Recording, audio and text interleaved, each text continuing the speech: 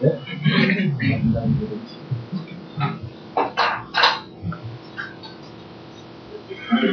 여기 의자 있어요. 여기 보고.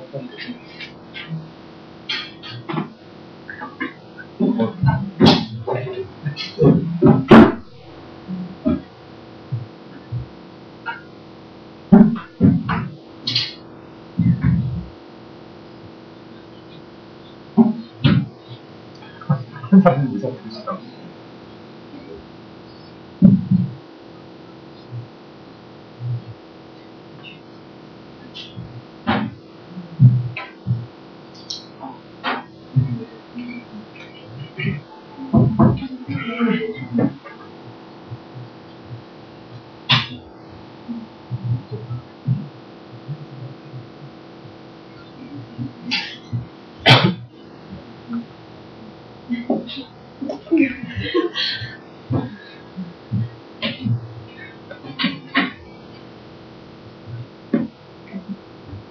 녹차 키보드가 계속 오래 두면 안 좋아요.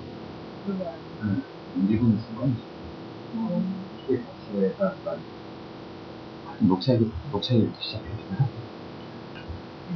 제가 고향이 제주도인데 자연히 제주도에 가면 철록차 다원이 있어요. 옆에 살았는데 정말 농약 많이 뿌린대요. 그러니까 이거 쉽긴 하겠지만 1분만 이렇게 해서 땡해도 충분히. 자, 오늘은 통계적 분석 기초 두 번째로 분산 분석과 회귀 분석에 대해서 배울 건데요. 제가 이제 첫날부터 말씀드린 대로 가능한 무슨 수식 같은 건 안 씁니다. 수식이 나오긴 하지만 그게 중요한 건 아니고 이제 원리하고 개념 위주로 이 부분도 말씀을 드리도록 하겠습니다.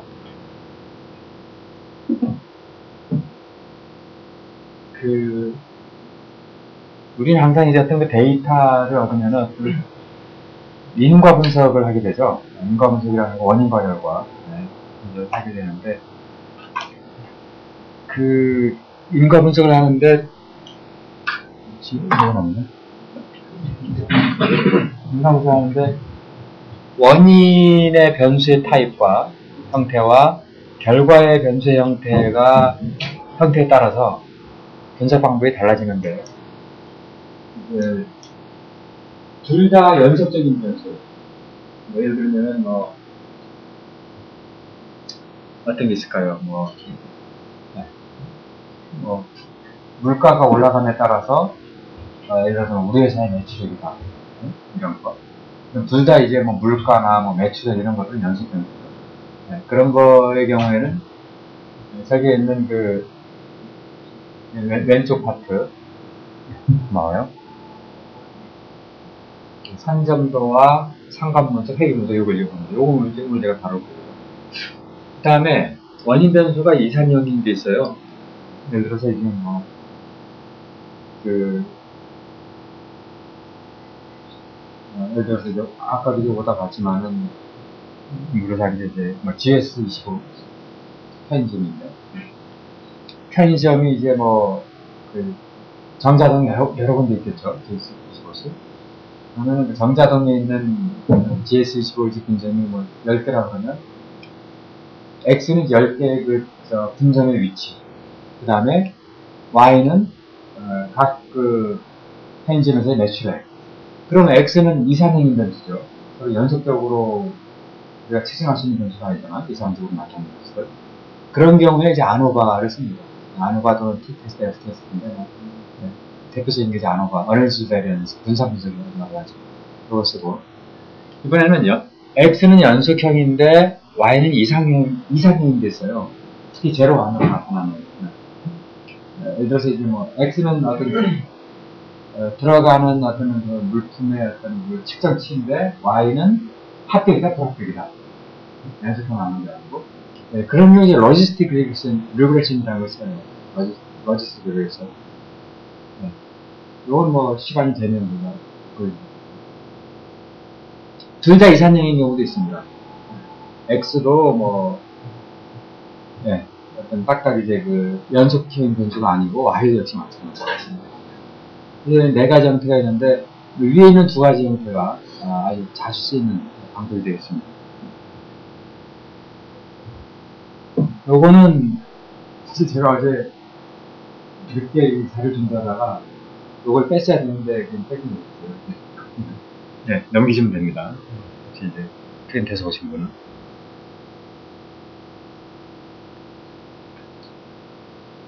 자, 이제 에임 시스템에서 이제 만약에 팀질과 관계된 어떤 그 솔루션을 개발한다 그럴 적에 그러면 이제 기본적으로 제조업 기반의 회사를 배상으로 하니까 모든 제조업에서 나오는 데이터는 항상 데이터 자체는 똑같은 값이 나오지 않죠. 항상 이 변동을 가집니다. 요거를 너무 그 회사 얘기만 했으면 그래서 최근에 우리가 이제 관심 있는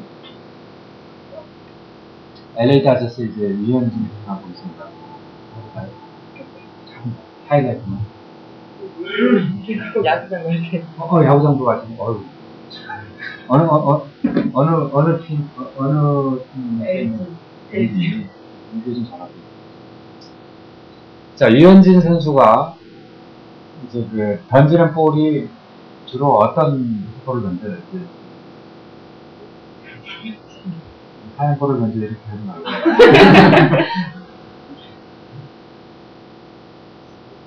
네? 패스볼, 직구 던지고, 그 다음에 슬라이드 던지고, 그 다음에 체인지업 던지고. 근데 나는 그 체인지업이라는 게 뭐예요? 커브는 아니고 체인지업이라는 게 어떤 소리예요?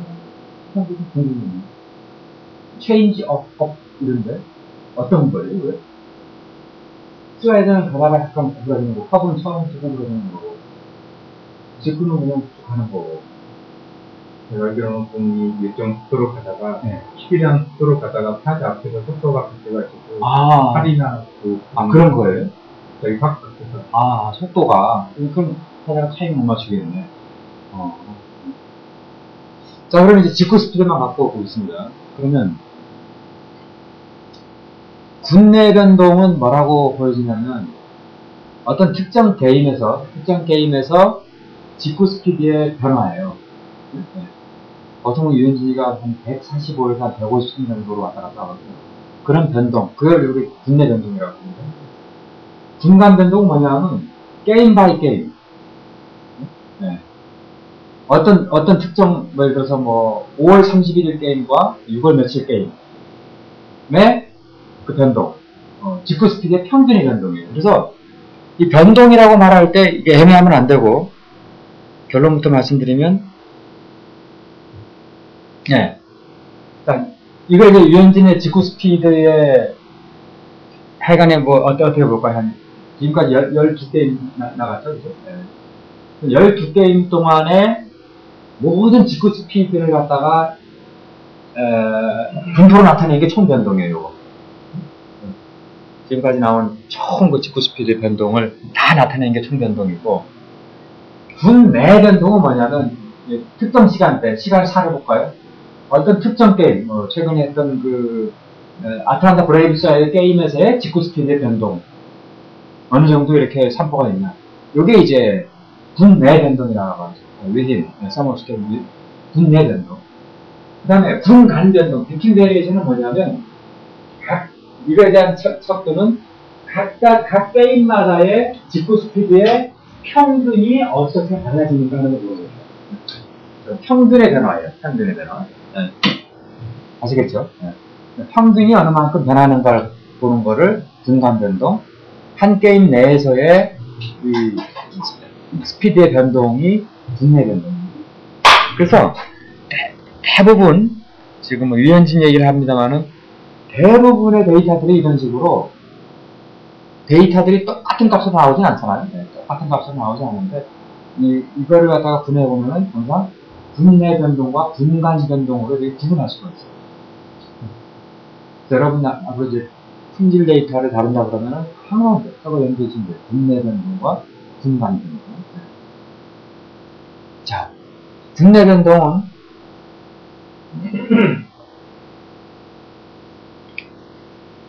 각 군 안에서, 그 그룹 안에서, 여기서 군이라는 거 뭐 그룹이라고, 영어에서는 그룹이라고 얘기를 하죠.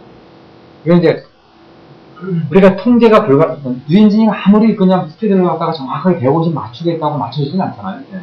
변하죠. 네. 그런 변동입니다. 공정의 3%에 영향을 미치죠. 이거는 기술적인 요인에 의해서 일반 제조 데이터에서 발생하고, 프로세스에 있는 다수의 사소한 다수의 인자의 영향을 받습니다. 그러니까 뚜렷한 우리가 프로세스에서 예를 들어서 무슨 뭐 LCD에서 나오는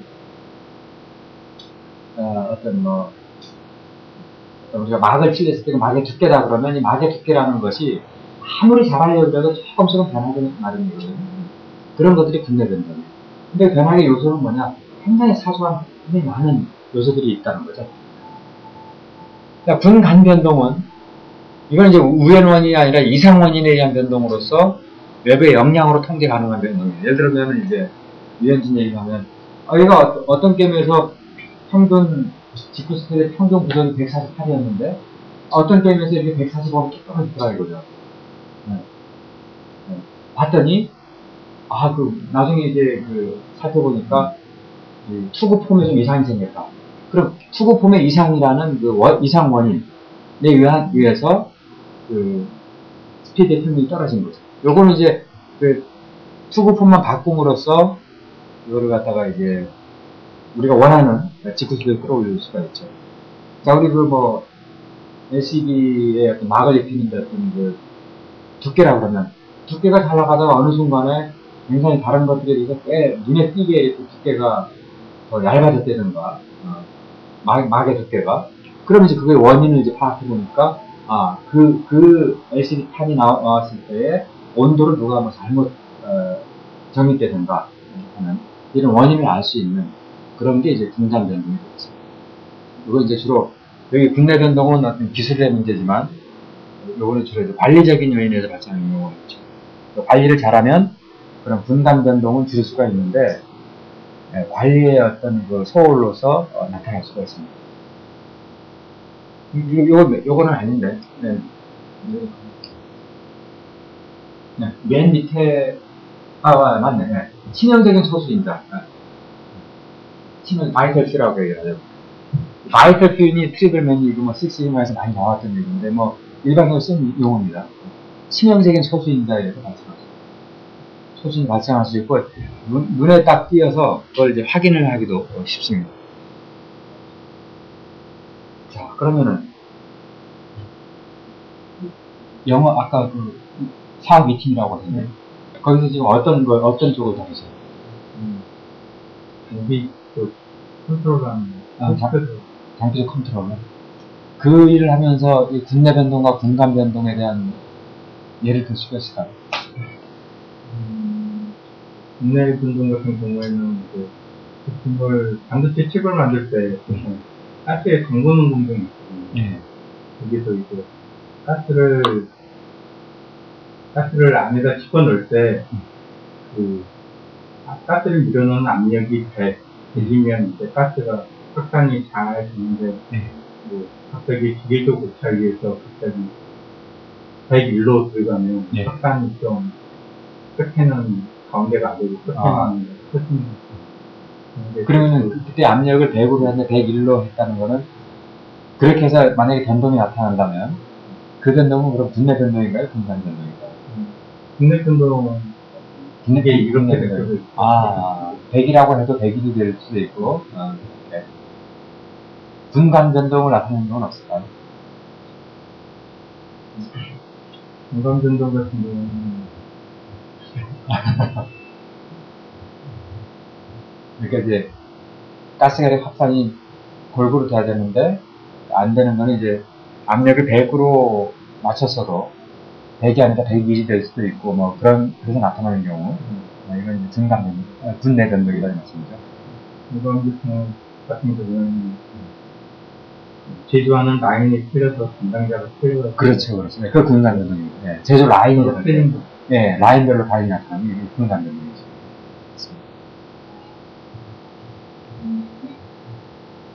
자, 그래서 이제 요건 이제 나중에 사실은 관리도 제가 말씀드릴 때도 나오는 얘기인데,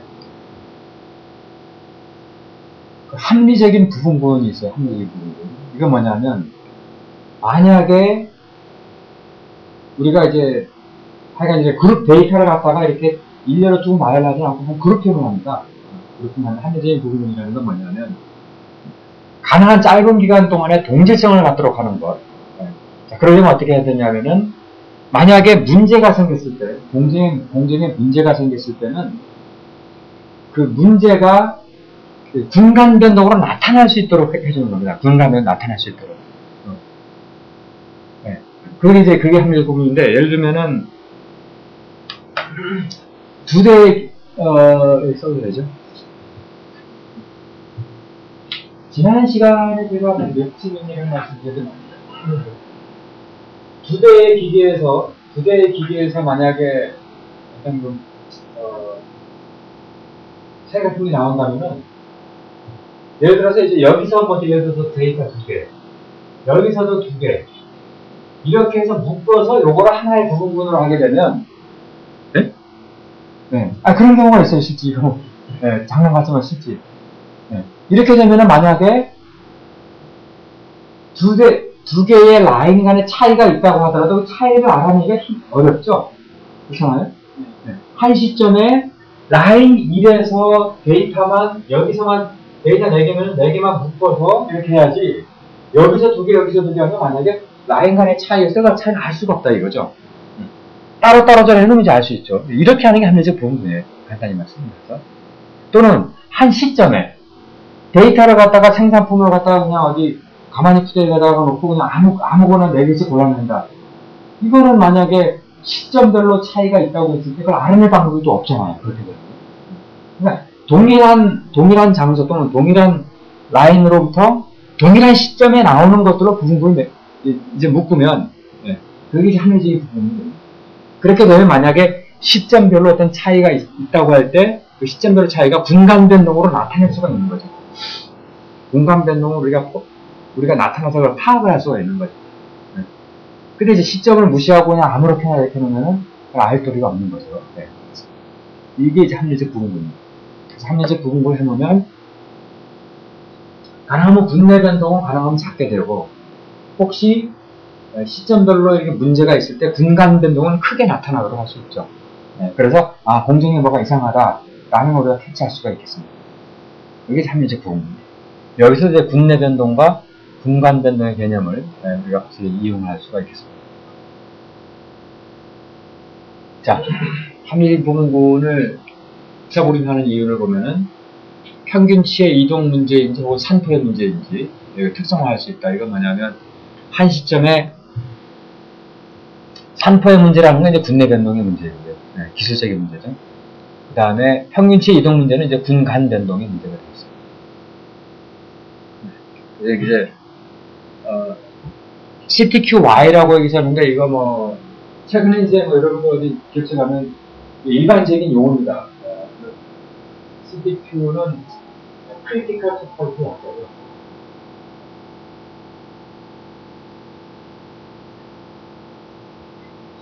우리가 번역하면 주요 품질 특성이라고 하는 것 같아요. 주요 품질 특성. 이 제품이 갖춰야 될 특성이 여러 가지인데, 그중에 우리가 아주 중요하게 생각할 품이 CTQY라고 보면 CTQ 또는 CTQY.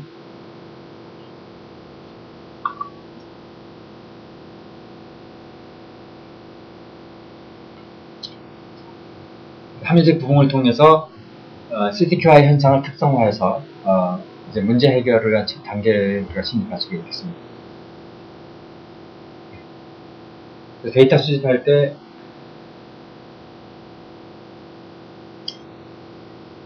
문제에 영향을 줄 수 있는 인자를 가능하면 이제 많이 이제 포함하도록 하는 거죠. 합리적 부분을 통해서. 여기서 포함된 요소들을 보면은 프로세스 변동의 영향을, 여기서 프로세스 변동이라는 거는 CTQY 변동이라고 하면 되겠습니다. 주요 품질 특성이 어떻게 변하는지, 거기에 영향을 주는 X를 명확하게 알기 위해서 보통 보면 이제 어떤 거 별로 하냐면 사람별로, 아까 이제 그런 얘기했습니다만은 작업자가 변경이 된다든지, 그러면 분간 변동으로 나타날 수가 있겠죠.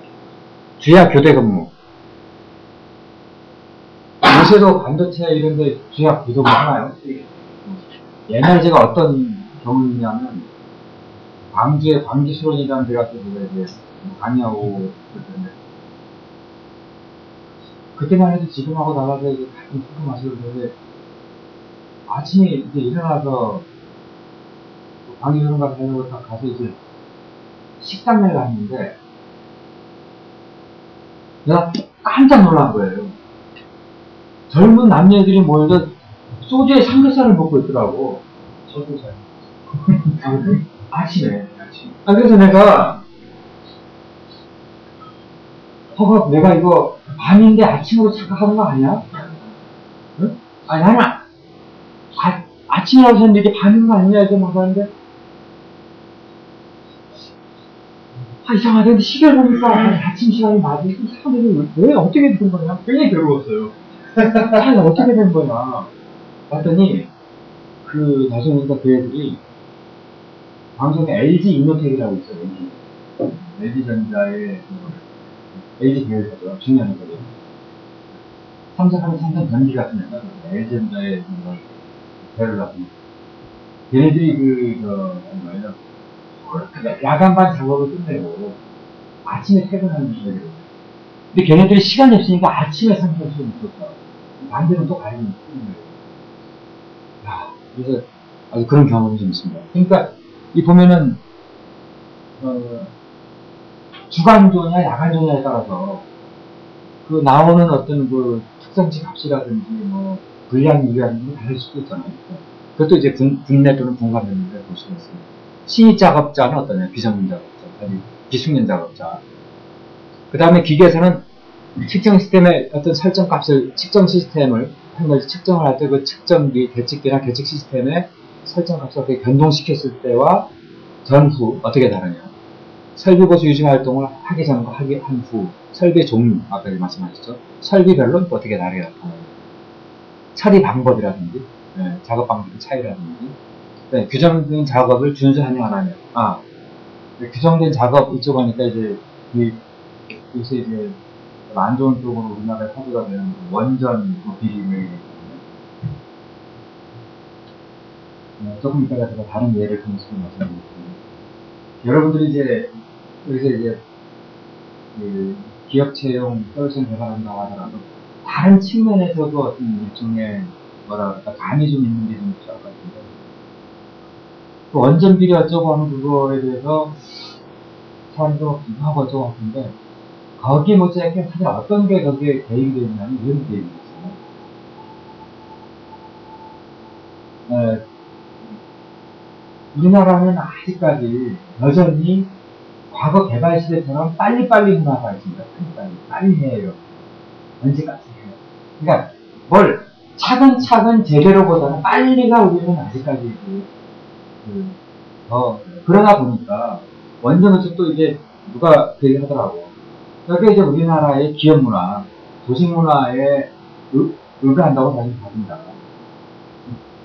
왜냐하면 위에서 뭐라 그러나, 원전 발전소를 세우는 고객 사측면도 그렇고, 그 일하는 환경적도 그렇고, 딱 스케줄 딱 해서 거기로 그냥 밀어붙이는 듯한 일이 많거든요. 근데 하다 보면 뭐가 안 되면 그거를 좀 늦을 수도 있는데, 우리는 그거를 원하는 거예요. 근데 이게 굉장히 많이 하는 일이 있어요. 사실은, 삼성전, 내가 그런 거를 극복해서 잘하는 회사도 있고 아니고 삼성전자는 지금 사실 이제 스마트폰이 애플을 누른 건가요? 이건 안 되죠. 그렇다고 봐야나요? 스마트폰 어때요? 매출이나 이런 아직은 아닌가? 그러면 사실은 이제 스마트폰은 전체적으로 애플이고 삼성이 휘발유사로 뛰어들었으니 아직은 애플 압도하지 못했을지 몰라도 점점 이제 좋아지고 있어요. 그래서 그 이유 중에 하나가 무조건 일단 만들라고 안 돼. 얘도. 근데 어쨌든 만든대. 어쨌든 안 돼. 자, 근데 삼성전자는 이제 통하는 것 같고 제가 이제 나중에 얘기했지만 그런 방법을 썼을 때에 요번에 원전 이런 뭐 규격에 맞지 않은 뭐 부품을 갖다 껴넣는 데 그래서 더 큰 사고로 더 큰 사고를 네, 사실은 야기시키는 그런 문제가 발생할 수 있어요. 제가 지금 경험하고 있는 거는 그러니까 진주의 우리나라 항공회사예요. 한국항공이라고 옛날 삼성항공, 대우정보, 현대우정보 저기 항공 3사가 그 독립된 법인을 나왔는데 거기 내가 이제 저 컨설팅을 하고 있는데 국산 첫 헬리콥터를 개발했어요. 수리온이라고. 이번에 박근혜 대통령 한번 막 갔다 오더라고. 근데 이걸 개발하는데 그게 문제가 되는 거예요. 이 진동 수준. 진동 수준이 높으면 굉장히 위험하거든요.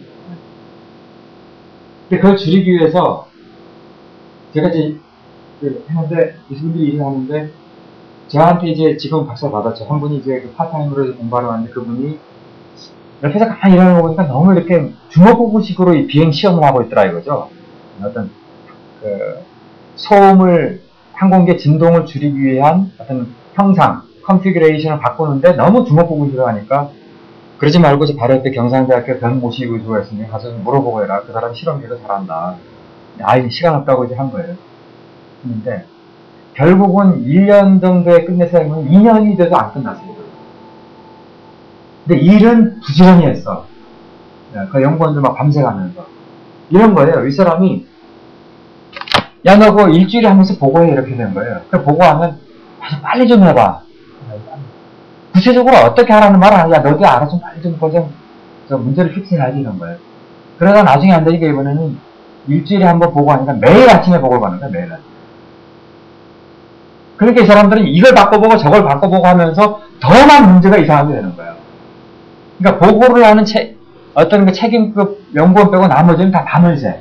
왜냐면 아침에 보고를 하니까 밤새 뭐 하나를 해야 되잖아. 그런 식으로 인연이 된 거예요.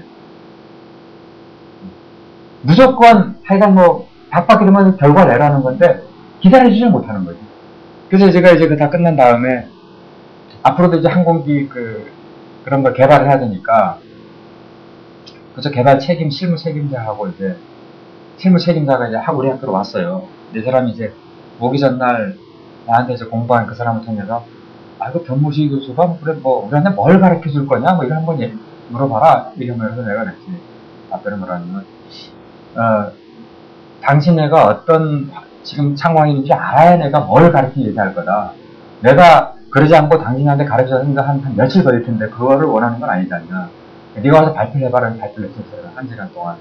자기네가 그동안 이 문제를 해결하기 위해서 어떻게 했다. 그냥 딱 듣고는 30분 동안 발표를 딱 했어요. 그러면 당신네는 이렇게 했는데 내가 보기에는 이런 문제가 이렇게 하면 좋지 않았을까 그랬더니 그 곽책임이라고 이 사람이 그냥 갑자기 뻥 가더라고. 응? 얼굴이 굳었어. 왜 그러냐 그랬더니 자기 진짜 감동 먹었습니다 하더니 진작에 나를 찾아와서 이 코치를 받았더라면 우리가 그 문제를 해결하는 기간은 반 이상 줄었을 거다 그러더라고. 지금 이제 좀 이따 예제가 나와요. 이제 분석한 게. 그래프를 하는데. 그래서 보니까 정말 마구잡이로 합니다. 체계가 없어요. 근데 결국은 개발 책임했던 정부는 잘했어요. 개발되는 거. 그러니까 정부, 우리나라 공군에서 가르쳐준 거거든요. 언제까지 문제 해결을 언제가 못하니까 하루당 몇천만 원씩 까냐고 했잖아. 그럼 그거 있잖아. 그래서 뭐라고 했잖아요. 예약금 뭐 연체금인가 뭐 그런 거죠. 언제까지 완성하는 거 못하면 하루당 얼마씩 까잖아. 응? 같은 대로. 그거 뭐 엄청 당하고 그런 거예요. 그래서 뭐 규정된 작업 준수가 있는데 우리나라가 정말 이거 해결 안 하면 나라 어렵습니다. 이런 걸 잘하는 나라가 사실은 뭐 제조업의 강국은 독일 아니고 있습니다. 그래서 지금 이명호 대통령이 이런 거 잘 번영하다가 이제 뭐 결국 마이스터 고객님 뭐 이렇게 했잖아요. 독일이 참 좋더라. 난 진짜 그렇게 왜 우리는 독일처럼 살면 안 되는지 모르겠어요. 독일 옛날에 한번 갔다 왔는데 나는 그 직원들이랑 같이 여러 대학 연합회를 갔어요. 같은 단장 현재 회장할 때. 무슨 얘기 했냐. 근데 나는 어디 여행 갈 때 사람들 물건 사는 거나 하지 못하더라고. 너네 공부하러 가지 뭐 물건 쇼핑하러 왔는데 이제 내 눈을 피해서 내가 샀더라고. 나한테 나와서 그냥 쌍둥이 카드라는 게 있어. 알았어. 거기 그걸 무조건 사와야 돼. 가벼운데 정말 잘 들어. 아이고 무슨. 그러니까 독일의 그 장인 정신, 여기 무슨 뭐 작업된 중재부, 뭐 작업자, 뭐 이런데 그게 엄청난 것 같아요. 근데 거기 이러잖아. 무슨 배관공이나 페인트공 이런 사람들이 이런 거지. 나는 수학학생이 영어 공부하기 싫다. 나는 그냥 기능적으로 하겠다고 그러면 그게 더 행복하게 살 수 있어요. 또 공부를 해야 되는 그냥 안 나와도 돼. 기능학교 가서 나중에 마이스터가 되잖아요. 그럼 이제 이게 우리 같은 건 연봉 한 이런 느낌이 나이가 40살 되냐. 마이스터 그거만 되냐. 처음 견습공을 시작해서 또 올라가서 기능만 인정을 받으면 그러고 뭐 1년에 휴가 2개월 맘만 먹으면 매 주말 양복 다 입고 오페라 보고 다 가고 막 퇴근 여름에 퇴근 오후 4시 8시 행복하게 살아. 근데 걔네들 일하는 거 보니까 이런 거예요. 왜 그 사람들의 가격이냐면 만약에 어떤 건물주 페인트 칠한다 그런 거 아무나 칠해서는 안 돼. 거꾸로 또 마이스터가 빼야 돼요. 아무나 할 수 있는 게 아니야. 아무나. 열쇠 고생하다가 아무나 안 된대. 꼭 열쇠를 열어주는 자격 갖춘 사람은 와야 되는데 한 번 부르면 우리들은 돈이 많아. 예를 들면. 그럼 아무나 하겠다고 또 걸려면 수학자 안 돼. 그런 식으로 딱 해놓은 거야. 그러니까 기능을 잘하는 사람도 먹고 살 수 있고.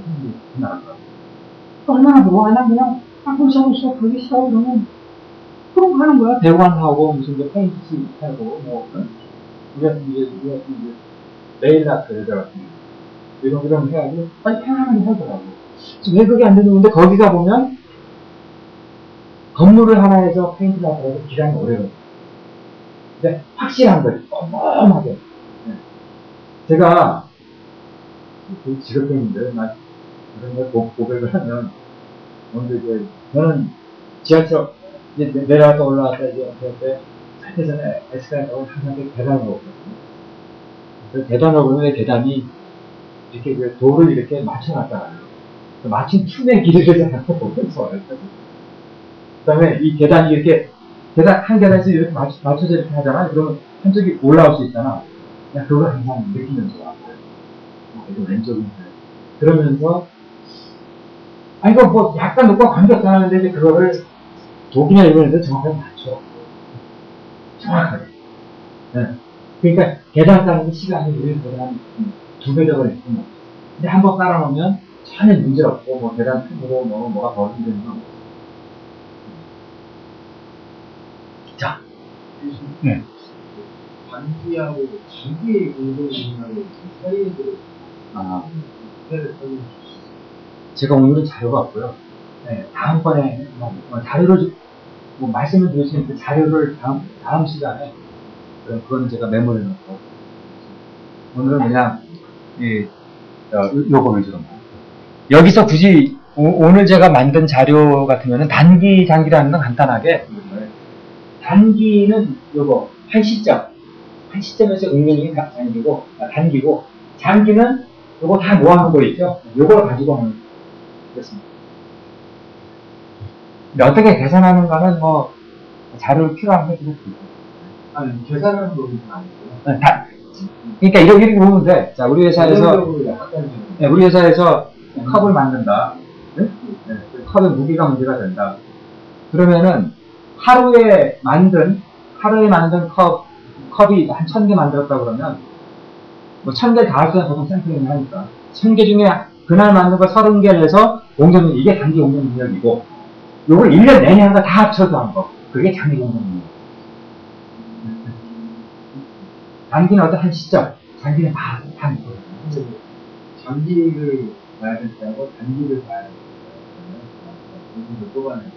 보통 이 장기는 어떤 퍼포먼스를 볼 때 장기를 보는 거고, 우리가 잘하고 있는 거고. 단기를 보는 거는 어떤 특정시에 문제가 발생했을 때, 산포가 아주 오늘은 뭐 이렇게 산포가 큰 거 같아. 그럴 땐 장기를 써요. 보통 어떤 두 회사의 능력을 비교하거나 두 라인을 비교하는 장기를 보죠. 단기는 문제가 생겼을 때 그 시점, 단기 공정이 또는 이제 그다음에 이제 개발할 때 처음 이제 아직 롱텀으로 우리가 이제 하는 게 아니라 개발품 아직 생산 안 했어요. 근데 개발품의 어떤 능력을 볼 때는 단기로 단기 데이터가 없습니다. 단기는 무슨 분들이 다 계산을 한 다음에 거기서 시그마를 구해가지고 평가를 구하는 거죠. 장기는 전체를 가지고 시그마를 해야 되잖아요. 네. 그래서 보통은 장기를 가져가죠. 네. 그래서 실제 이 분내 변동의 어떤 영향 요소를 적다가 제거했다가 데이터는 어차피 풀 데이터를 가사용하는데 네. 그래서 시그마를 계산하는 것도 좀 다르잖아요. 근데 뭐 그 차이가 그거에 대해서 얘기가 하는데 공정능력에 대해서 한번 그냥 간단히 복잡하게 너무 해서 그냥 틱틱가 와서 그냥 간단히 그냥 장기를 계산하는 방법이 그것을 하더라고요. 이것저것 너무 따지면 원래 더 골치 아파가지고.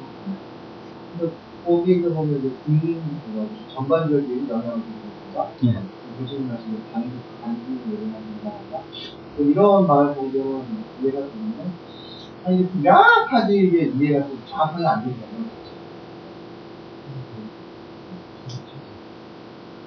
근데 장기로 보는 게 낫어요. 장기로 보는 게. 장기는 이제 어떤 개발품. 자, 그래서 이게 수식이 있습니다만은 수식 정도 알아주는 게 좋을 것 같은데, 자, 변동에 대해서는 변동을 얘기할 때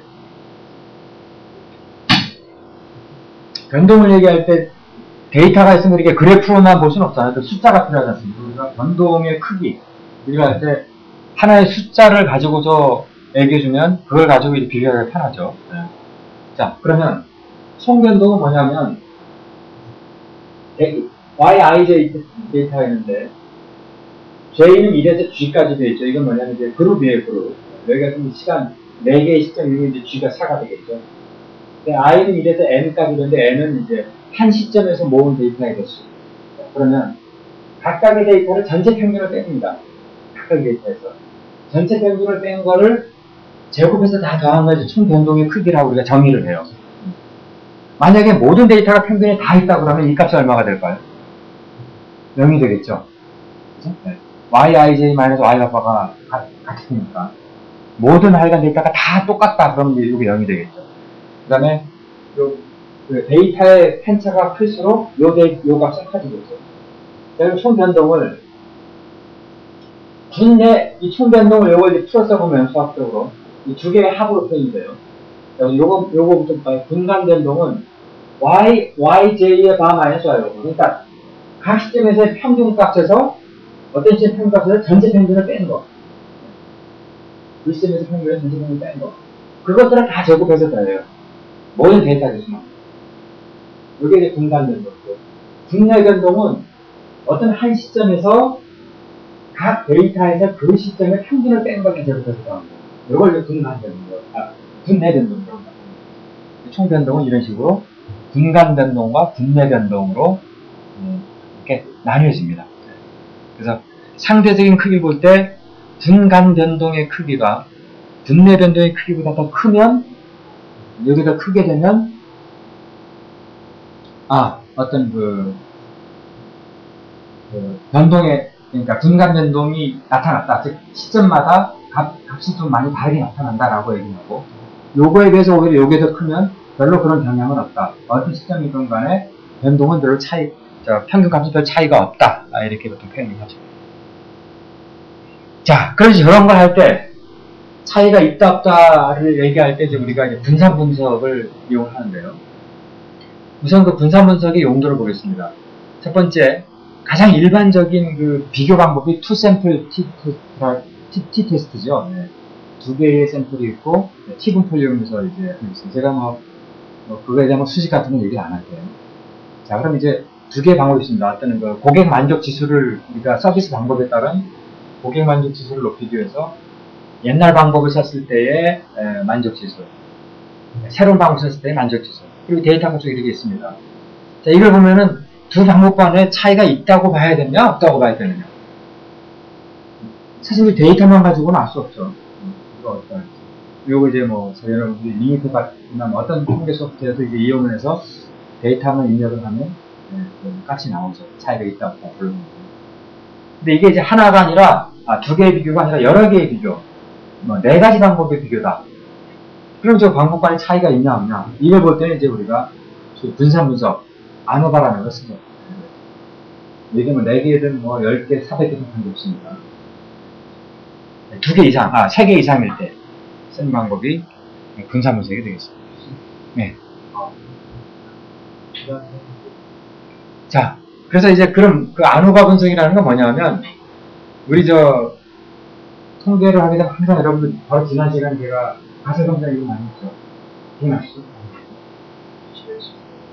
없었어요?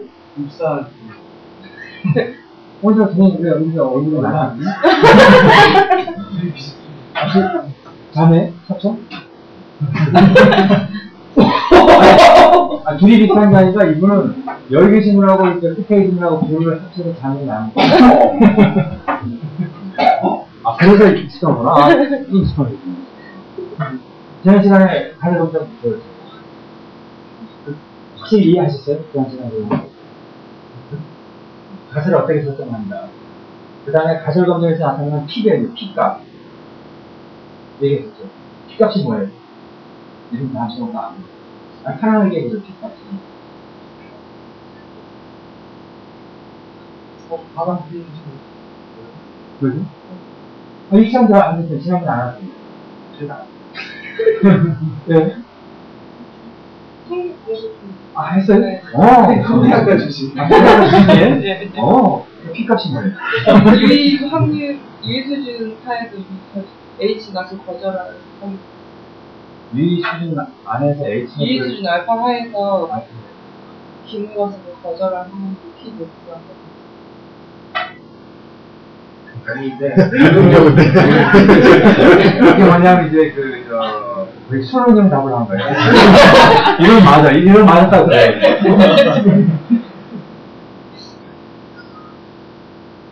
자, 보겠습니다. 규모가설은 뭐냐면 이렇게 이제 4개의 그룹이 있을 때에 규모가설은 여기 지금 이제 그래프가 4개 있잖아요. 4개. 이렇게 뮤와는 첫 번째 거의 모평균이에요. 모평균이 같다. 규모가설은. 대립가설은 아니다. 적어도 하나는 다르다. 모평이 다 같지는 않다. 뭐 이런 건데. 네. 그래서 이제 이거 하에서 바로 앞에 같으면은 여기서는 어떤 방법을 쓰건 간에 보임만 지수의 평균은 같다. 이게 이제 S제로고. 아니다. 다르다는 게 H1인데 요거를 이 데이터를 이용해서 뭐 어떤 소프트는 당연히 P 값이 나오죠. 그래서 이제 P 값이 만약에 0.05보다 별만 얘기하면 작게 되면 대립가설이 맞다. 모평이 다 같진 않다. 네. 그러니까 아까 우리 분매되는 분감매도 존재한다는 것과 똑같은 거예요. 시점마다 평균값이 다르다. 시점마다 다르다라기보다 평균값이 다 같지는 않다. 즉 분감매도 존재한다. 이렇게 볼 수가 있습니다. 자, 여기서 이건 이제 앞서 분매변동, 분감변동에 대해서 다른 측면에서 이제 그래프를 이용해서 이제 분석하는 겁니다. 이거 보면 총변동이고 여기 한 시점, 집단수 내에서의 변동이 이제 분매변동이죠. 그리고 분감변동은 집단 간의 차이, 즉 평균값의 차이, 델타라고 표현한 거. 델타의 값이 크면 클수록 분감변동이 존재하는 쪽으로 우리가 물러내요. 델타가 작으면 0이면은 분간 변동이 아예 존재하지 않아요. 작을수록 분간 변동은 존재하지 않는다는 쪽으로 결론을 내릴 가능성이 많겠습니다. 자, 이거 이제 아까 썼던 거를 다시 한번 짚습니다. 집단 간의 차이, 집단 내 변동, 분 내 변동이고, 집단 간 변동, 분 간 변동이고. 이 수식은 이제 아까 했던 걸 그대로 썼습니다. 조금 다르겠습니다. 아까 이제 N일에서 N까지 요건 NJ라고 표현합니다.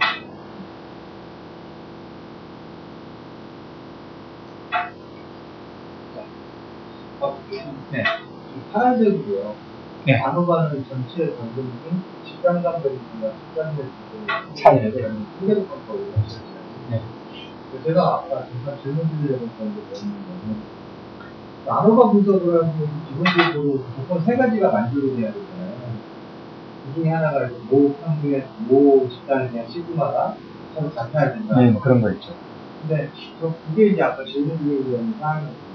실제로 그런 게 많이 쓰이는 일이니까 목표를 갖다는 건 제 생각에 있을 수 없는 일이거든요. 모시그마 갖다는 거는 거의 있을 수 없는 일인데 이 안호바 분석이 이렇게 쓰인다는 게 그래서 약간 의아했었거든요. 근데 요 장표를 보다 보니까 결국은 이 국내 변동과 민간 변동을 뽑는 것도 하나의 어떤 모집단 내에서 뽑기 때문에 이게 모집단의 시그마가 서로 같다고 볼 수 있는 그런 조건이 만족해지는 건가요? 아, 지금 선생님이 중요한 질문 하셨는데, 지금 의미는, 지금 이게 두 개의 집단 간의 비교를 할 때 아노바를 쓰려면, 아노바의 기본 과정 중에 하나가 몇 가지가 있을 거라고 생각하고, 정준법을 따라가야 된다든가, 그 다음에 이 집단 1과 집단 2의 시그마가 같아야 된다. 네? 그래야만 아노바라는 그 방법론의 어떤 결과가 정확해지거든요. 근데 지금 중요한 질문이 하시는데, 근데 현실적으로 실제 보면 1번 집단과 2번 집단의 시그마가 다를 수도 있지 않냐. 여긴 이렇게 들어가 여기는 뭐 더 넓을 수도 있고 그럴 것 같은데 하는데 참 이제 이런 거예요. 그러니까 이제 김민학 부장님은 공부를 하면 다 했을 것 같아요. 아니 저런 정신이 필요하거든. 왜 꼭 그래야 되냐. 다 할 수도 있지 않냐. 근데 그래서 나온 게 다부지 방법이에요. 들어봤어요 다부지 방법. 제목은 봤는데 굉장히 중요한 게 제가 볼 영역은 아닌 것 같아서 적었어요. 아니 그거 내가 생각하려고 내가 이제 나중에 이제 다구성한테 강의할 거예요. 근데 그거 굉장히 좋아요. 그러니까 이제 사실은 이 통계학이 나온 거는 1927년에 R.A. 피셔가 이제 아니지 이건 실험계획이고 R.A. 피셔가 통계학 하잖아요. 한 100년이 넘었을 거예요. 근데 실험계획을 뭐 기본적으로 얘기하면 아노바는 이제 어떤 실험계획의 분석이라고 치면 실험계획의 범죄로 들어갈 수 있는데 실험계획의 측면에서는 1927년에 책을 썼는데 알피쇼 그 이후로 이제 미국이 아니라 이제 뭐 서부 미국 또는 유럽에 있는 통계학자들이 주로 연구한 건 항상 이런 식이에요. 요게 정균포 따르고 시그마가 같다고 하자. 그러면 이런 결론이다. 이런데 다구치가 그분은 이제 원래 방적공학을 전공하더라고요. 방직하고 방적이 다른데 어떻게 하는지 못하는 거예요. 간단한데 방적이면서 방직은 점 하나 없잖아. 이래도 되는데. 방적은 실을 꼬는 거예요. 그러니까 이제 누에고체에서 이렇게 실을 꼬는 걸 막 꼬아. 그 실로 만드는 게 방적이고 방직은 그 실로 옷감을 짜는 거. 이게 방직이에요. 아버지는 방적공학을 해요. 이분이 이제 한저런 컨설팅도 하고 막 나중에 교수도 하고 그랬는데 이 다구치라는 사람은 이제 통계를 잘하고 싶어가지고 왜냐면 품질의 통계가 진짜 필요하잖아요. 통계 공부를 엄청나게 했어요. 책도 쓰고. 근데 현장에 자꾸 하다 보니까 자꾸 저런 식으로 과정하는데 막상 가보니까 그게 아니더라. 산포가 다르더라. 지점마다. 그리고 공장에 가보니까 사람들은 어떤 평균값을 좋게 하는 것보다 산포를 줄이는 게 더 관심이 있더라. 산포를 줄이는 것 자체가 품질이더라. 동일한 조건에 나오는 게 산포가 줄어들면 좋은 거잖아요. 그러면서 다구치가 이거는 이럴 때 어떻게 보면 이럴 때 다 이거를 갖다가 뭐 똑같다고 가장 그럴 게 아니고 어떻게 보면 여러 집단 중에서 평균만 잡고 있는데 그게 아니고 산포를 가장 작게 하는 집단을 고르는 게 의미가 있을 수도 있다 이렇게 얘기했어요. 그래서 그 사람이 개발을 그래서 1978년 미국의 AT&T를 들어가서 이제 두 달인가 있으면 하여간 전 세계의 실험계획 또는 품계획 센세이션한 걸 센세이션 일으켜가지고 한동안 엄청나게 그 다구성에 대한 논의를 했어요. 지금은 그 논의가 거의 이제 종료가 됐는데 작년에 들어왔어요. 작년에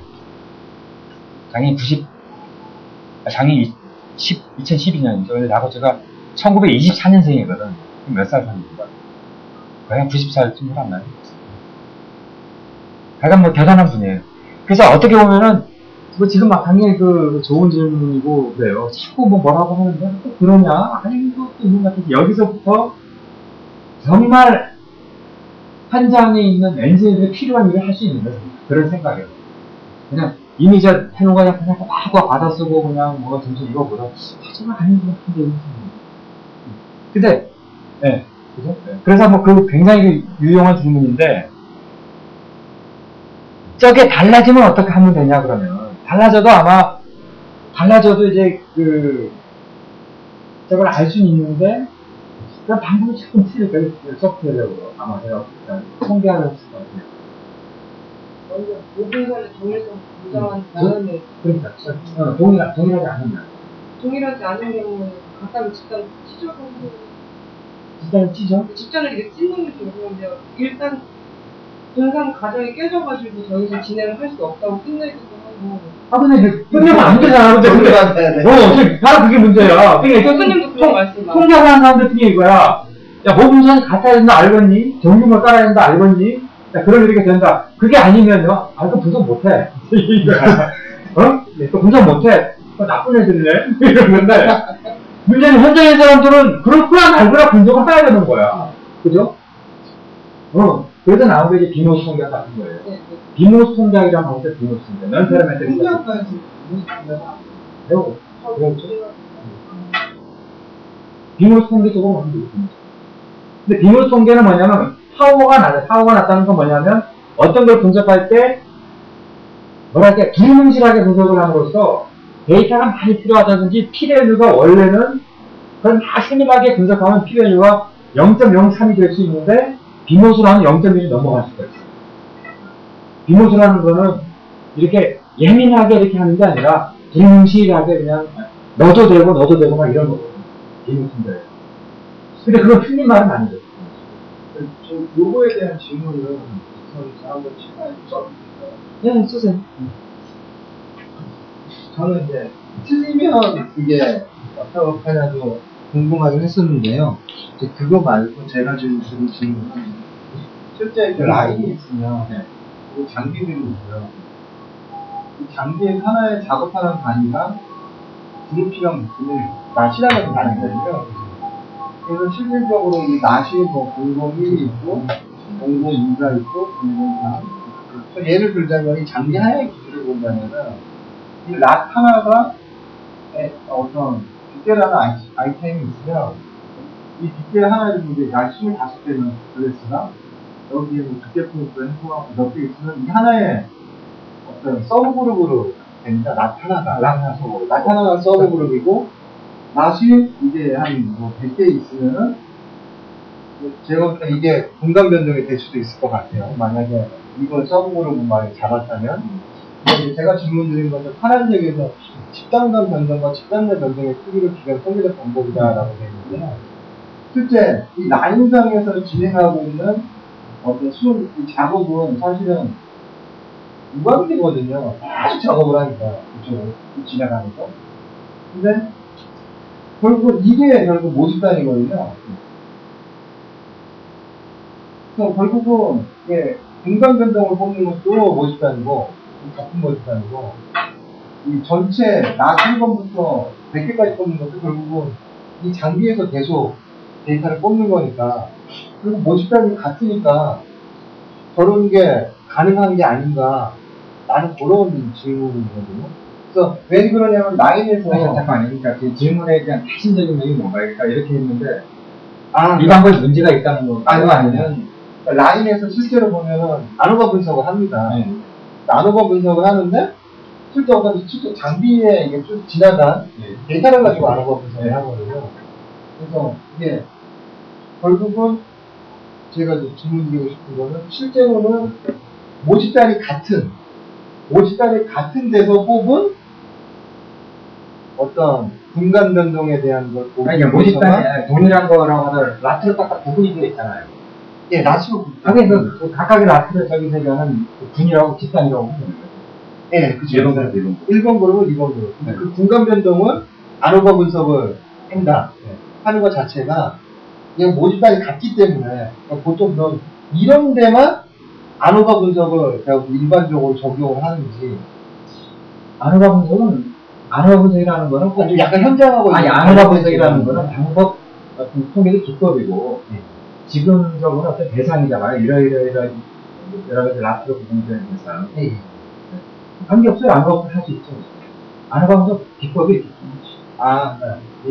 이렇거나 말거나, 모집단이 같거나 틀리거나 하는 관계없어요. 안오바 분석을 사용합니다.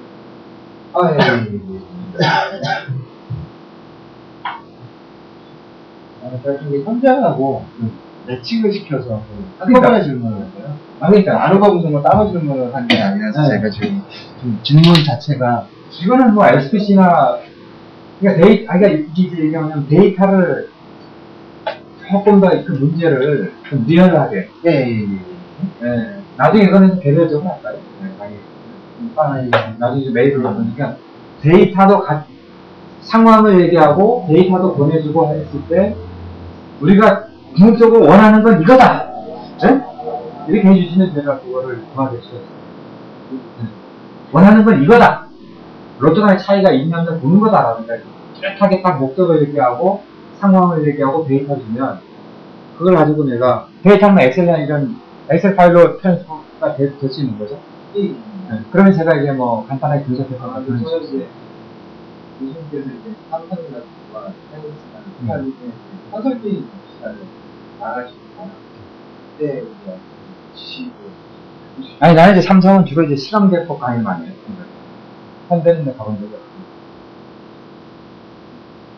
자, 그래서 이제 안오바의 여기 이제 검정 통계를 지난번 시간에 검정 통계라는 얘기 했었죠. 뭐 얼굴이 하얘지고 있어요. 하나해도 이게 검정 통계 기억나요? 검정 통계를. 그 김우갑 선생님 맞죠? 검정 통계를.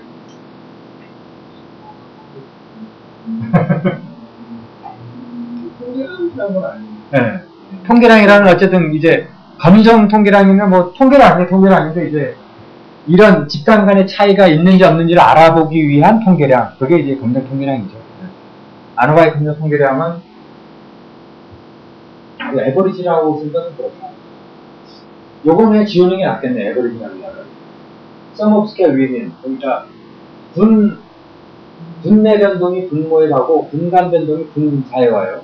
그래서 요거에 비해서 어느 정도 이상 커지면 분간 변동이 존재한다. 요게 클수록, 이 값이 클수록 분간 변동이 존재하는 거고, 이게 작을수록 분간 변동이 없는 쪽으로 결론을 내리겠습니다. 자, 변동을 비교함으로써, 변동이라는 건 제곱 합이라고도 얘기를 합니다. 이 내용도 우리가 변동이라고 말하죠. 반스택 차이가 실제 의미가 있는지 없는지, 의미가 있다는 것은 분간 변동이 존재하는지 아닌지 얘기를 할 수가 있습니다. 자, 총제곱합을 두 개의 성분으로 분류하고 분내 변동 대비 분간 변동이 큰 경우에 집단 간의 반응값이 다르다고 볼 수 있고, 그러지 않으면 이제 다르다고 판단할 수가 없습니다. 좋습니다. 그럼 여기까지 제가 말씀드렸고, 1시간 했는데 한 10분 쉬고 다음 회귀분석 쪽으로 말씀드리도록 하겠습니다.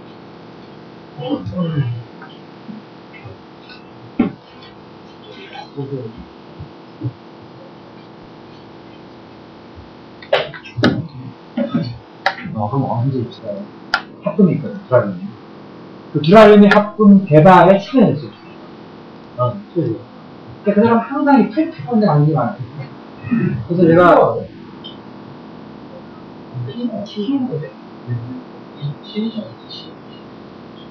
그래서 이제 그 큐키 밑에서 이제 AT&T 델레가 이제 몇 나라 대식한다고 그냥 있는 그게 시스템으로 했었는데 가끔 이렇게 전화를 딱 해서 이제 무슨 성교지 무슨 물어보면 전화 통화 중에 갑자기 아무 목소리가 안 들리는 상대방에 한잔 얘기하면서 이 사람이 전화 끊었나 여보세요 하면은 대답이 없대. 그러다가 전화 끊으려고 여보세요 저만 그때야 나 좀 듣고 있다고. 그러니까 제가 전화하다가 머릿속으로 생각을 하고 있는 거야. 오래 전화했어요 지금. 그런데 그래서 저는 여러분들이 어디 가서 그런 데이터로 통계 좀 보셔보셔야 돼. 그 사람 너무 딱하게 거기에만 몰두하지 말고 모든 프로세스의 관계들은 어떻게 보면 여러분들이 거기에 맞게 개발한다. 지금 안 돼. 이런 사실은 약간은 시간받는 생각을 하는 것도 필요해요. 뭐 이거 통계학한 사람도 있고 요즘도 같은 거 좋아하고 있고 그러면 그런 식으로 해서 보다 정확하게 뭉뚱그려서 뭐 해버리면 되긴 해. 근데 그건 예민하게 뭘 판단할 수 없거든요.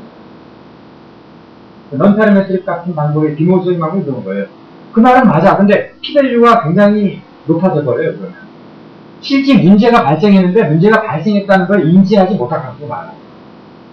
뭉뚱그려서 써버려요. 그 다음에 이런 경우에도 데이터를 하나하나 이렇게 좀 나눠보는 이런 게 필요해요. 그럼 제가 옛날에 쓴 논문이 있거든요. 제가 보내드리긴 하겠습니다만은. 이런 것들. 이거 보면 9개죠, 9개. 한눈에 쫙 이러면, 어떤 거 상호서 있다는 게 딱 보이잖아요. 그 다음에 이제, 요건 이제 그래가지고 아주 중요한 문제가 되는 걸 해서 이제, 두 개에 대해서만 이 산정도를 보면서, 여기 이제 미니트 소프트, 이거 미니트 소프트 좋아지더라고. 딱 하면 칼라로 이렇게 나와버려요. 여기 이제 비행실험만, 그러니까 여기에 있는 이 표시가 서로 다른 그룹이라고 보면 돼요. 그러면 이제 재미있는 게, 여기 이렇게 엉뚱하게 아주 안 좋게 나타나는 게 있잖아요? 자, 보라색 왼쪽, 보면 요거거든. FR102 비행시험, 이거 안 좋아. 간색 오른쪽, FR101, 이것도 안 좋아. 녹색, 마름모. 녹색하고 FR054가 안 좋아. 응? 비행시험 안 그러게. 그래서 요거 세 개를 봤거든? 어떤 건지? 그랬더니 어떤 소재가 저거만 특수한 이런 거더라고. 이 사람들이 마구제비를 실험했지 말거든. 그러면 이 소재 쓰면 안 되구나 딱 나타나. 이런 거. 그 다음에 여기에서 보면 양쪽 다 1.5가 작아야 돼요. 그러면 확실히 안쪽에 딱 차지하는 놈들이 있어. 그건 뭐냐 이거지. 그걸 보면은 동그라미는 이쪽에 있으니까 좀 그렇고 네모가 괜찮아요. 이렇게죠. 네, 네모. 그럼 이제 F가 2, 3, 7이 좋구나. 그 다음에 이 보라색 동그라미 봐요. 보라색 동그라미. 여기 괜찮죠? 보라색 동그라미 뭐냐? FR 236이구나. 그럼 요거 두 개는 또 어떤 특징이 있냐? 그러면 이제 거기 특징이 딱 나와. 저런 비행 컨피규레이션은 거기 뭐가 있거든. 그걸 가지고 그럼 요쪽이 두 개, 요런 걸 알 수 있는 거예요. 이거는 통계하고 아무 상관없어. 통계는 전혀 안 해. 아시겠죠? 근데 이런 식으로 분석하는 능력을 여러분들이 너무 어떤 통계적인 기술이 들어가지 말고 정말 융통성 있고도 유익한 거를 할 수 있는 그런 능력을 항상 갖추려고 노력을 하고 그 다음에는 이걸 여러분들이 시스템을 구현해주면 특히 회사에 사람 좋아하는 색깔이잖아. 네? 굉장히 잘 가고 있다, 녹색. 약간 위험한 걸? 그럼 이제 노란색. 문제 없어. 그러면 이제 녹색. 문제가 생겼다 그러면 빨간색. 이런 식으로 쫙쫙 해주면 좋죠. 보통 이제 제품에 보면 저런 기능이 통계로 들어가기 전에 항상 이렇게 있습니다. 어떤 조건 좋았다면 저런 식의 그래프가 많이 나오고 저 단계를 지난 다음에 그 다음에 최종적으로 이제 거친 그 데이터 집단이 이제 안호가 보이는 능력이에요. 그러니까 여러분 이제 개발 쪽에 계시든 사업에 계신 분들, 개발 쪽에 계신 분들도 얘기를 많이 하고 사업 쪽 하시는 분하고 얘기를 많이 하고 또 고객사에서도 하여간 사람들하고 얘기를 많이 하고. 네. 고객사의 주 인물들하고 친해져야 돼. 중요해. 네. 그 방법이 이 회사는 왜 말하면 말을 안 들으냐 이런. 제가 그래서 최근에 아까 여담인데 갑자기 이제 부산 쪽에 있는 화학회사에서 연락이 왔어요. 받아가지고 우리 연구는 한말을 실험을 때문에 하고 넘어가지고 그 회사에서 저한테 세 가지를 요구하고 하나는 품질 비용을 좀 생각하고 있다. 품질 문제 때문에 나타나는 회사의 끼치는 코스트 얼마 이거 굉장히 중요하거든요. 품질 비용은. 근데 전혀 되더라고요. 그냥 두 번째가 자기는 그냥 일반적인 SPC 관리만 하는데 그거 말고 굉장히 많은 데이터가 있는데 그거를 통계적으로 분석해서 의미 있는 정보를 끄집어냈으면 좋겠다. 세 번째는 실험 계획인데 개발도 그렇고 품질도 그렇고 문제가 있으면 실험을 하는데 정말 마구제비로 하고 있더라고. 마구제비로. 그래서 어떤 여사원이 개발실에 있는데 퇴근을 늦게 한다는 거야. 몇 시간 10시 퇴근하는데. 근데 내가 결혼 한국인지 아닌지 몰라서 이제 결혼이랑 물어보는 집에 가족은 누가 있냐 했더니 엄마 아빠가 있잖아. 그럼 집에 가면 뭐라고 말씀하시냐. 아이고 우리 딸 수고 많이 했다. 내가 그랬지. 이런 말씀 드리는 것은 왜 그 회사에 앉아가지고 회사에서 아까운 재료 하고 써가면서 응? 그 다음 오버타임 임금 더 받아가면서 일하고 앉아있냐. 인직하라고. 왜? 실험을 할 필요가 없는 실험을 막 하고 있더라고. 물어봤어요. 막 정말 딱 죽겠어. 응? 그거 개발하는데 실험 20번 하면 되니까 200번 하고 앉아있더라고. 왜? 모르니까. 어떻게 해서 그러다 그러면 그 회사가 좀 부진하게 실험 강조해주고 좀 힘들다. 그러면서 생각이 들어야지. 아니 이런 데이터들이 막 있는데 이게 IT화가 안 되겠어. 그래서 품질 정보를 해놓고 세계적인 이거 좀 좋지 않겠구나. 아니 그러면 좋지. 그래서 내가 아는 서울에 어떤 회사가 있는데 거기서 그거 아닙니다. 그래서 나중에 거기서 언제 방에서 올라요. 자기네 총 매출 다 합치면 1조가 된대. 회사를 작은 거를 다 나눠놨어. 한 1,000원, 2,000원 이런 거 이렇게 나눠있구나.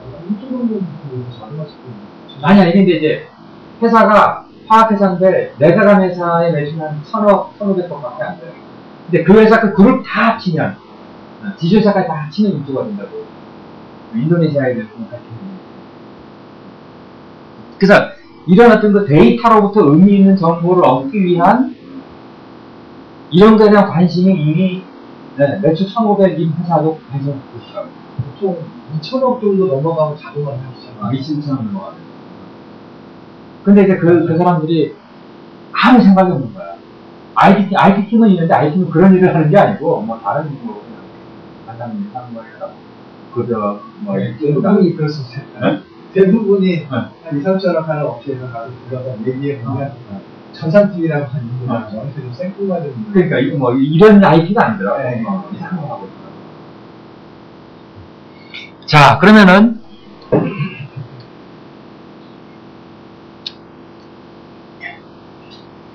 근데 여러분들 상관성이 있다는 거하고 상관관계가 있다는 거가 곧 인과관계에 있다는 걸 말하는 건 아니에요. 그거 알아요? 한번 그럼 차를 얘기해줘요. 상관관계 있지만 인과관계 없는 차를. 갑자기 인사가. 완전 생각하니까. 안 되네요. 그러니까, 얘를 많이 안 돼. 자신있게. 네. 그럼, 차를 들어가더니 갑자기 그냥 인사가 팍 생긴 거야. 해서 팍 그래.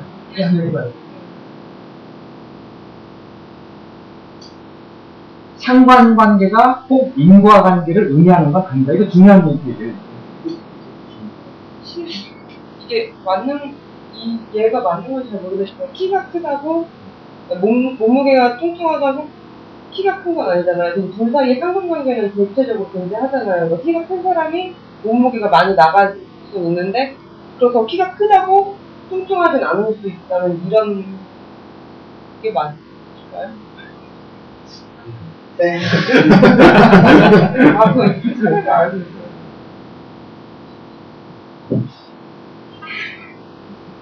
졸업한 지 얼마 안 됐는데. 그 회사 가면 준비할 시간 안 줘. 회사 주던가요? 준비 없이 그냥 당 해내라고 그러지. 뭔지도 안 할 필요가 없지. 그래. 김유학 부장님 통계나 기본 지식적인데 질문 제일 많이 하잖아.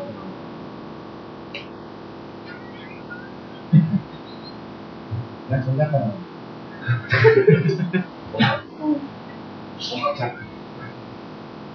그러니까 옛날에 지금은 돌아가셨는데 그 카이스트의 그 김인수 교수님이라고 유명한 분이 계셨어요. 조직론 쪽 그분이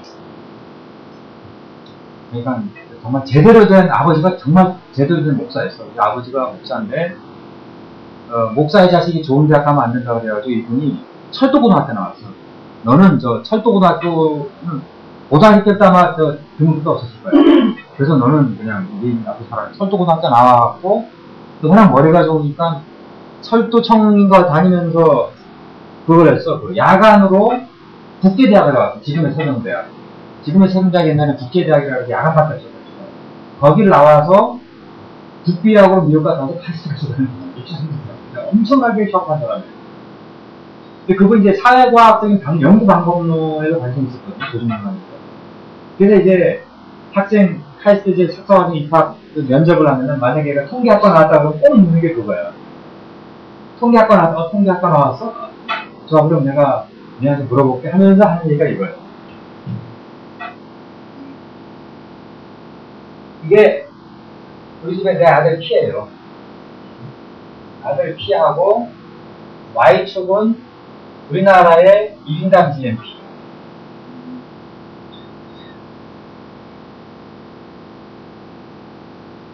이거를 몇 년간 했더니 거의 하여간 이런 식으로 나오거든요. 거의 일직선으로. 이거 상관관계는 어떤 거죠? 자, 그럼 물어본 거야. 이렇게 나왔거든. 나 이거 사실이야. 나 거짓말 하는 거 아니거든. 그럼 이거 어떻게 해석해야 될까? 아들 키가 크니까 GNP가 올라가니? 아니면 GNP가 올라가니 아들 키가 크니? 이렇게 되는 거예요. 뭐라고 상관계 있잖아. 이게 다 상관계야. 근데 원인과 결과를 보기에는 너무 인과관계도 인과관계라는 거는 X가 커지면 Y가 커진다. 이게 인과관계잖아요. 어떤 인과관계라고 설명할 수 있을까? 아들의 키가 컸다는 건 그만큼 시간이 지나서 성장을 했다는 거고 GNP가 높으셨다는 거 연수가 지나면 그 말하는 그렇게 아니 지금 다시 얘기해봐요. 지금 정답을 얘기해요. 다시 얘기해요. 왜 현상이 맞습니까? 아들의 키가 컸다는 거는 작은 아들이 이제 연수가 지나니까 나이를 먹으면 키가 컸다는 걸 볼 수 있잖아요. 또 GNP가 커졌다는 건 또 연수가 지나면서 그만큼 우리나라 경제가 좋아지면서 높아졌다고 볼 수 있어요. 하지만 아들 키하고 GNP라는 인과관계는 전혀 없다. 그렇게 대답하면 돼요. 이 얘기를 하면 돼. 네. 응? 근데 이제 얘만 얘기 이런 거야. 그래서 그러면 이제 옛날에 그때 면접을 칼 들어와서 선택했겠다. 그래서 이제 통계학과가 나오는 애들이 쩔쩔 내는 거야. 저런 말은 들어본 적이 없거든. 응? 상관관계, 상관계수구하고 가설공정, 키를 요구만 하다 그래서 아이가 번역을 치겠다 그래. 대답을 못해가고. 이런 거야, 지금 얘기한 것처럼. 이때가 내 아들이 4살부터 14살 사이였다. 12년 동안. 그 다음에 이거는 우리나라의 1970년대였다. 4살에서 14살까지는 남자애 그냥 나중에 매년 수술 큰다. 응?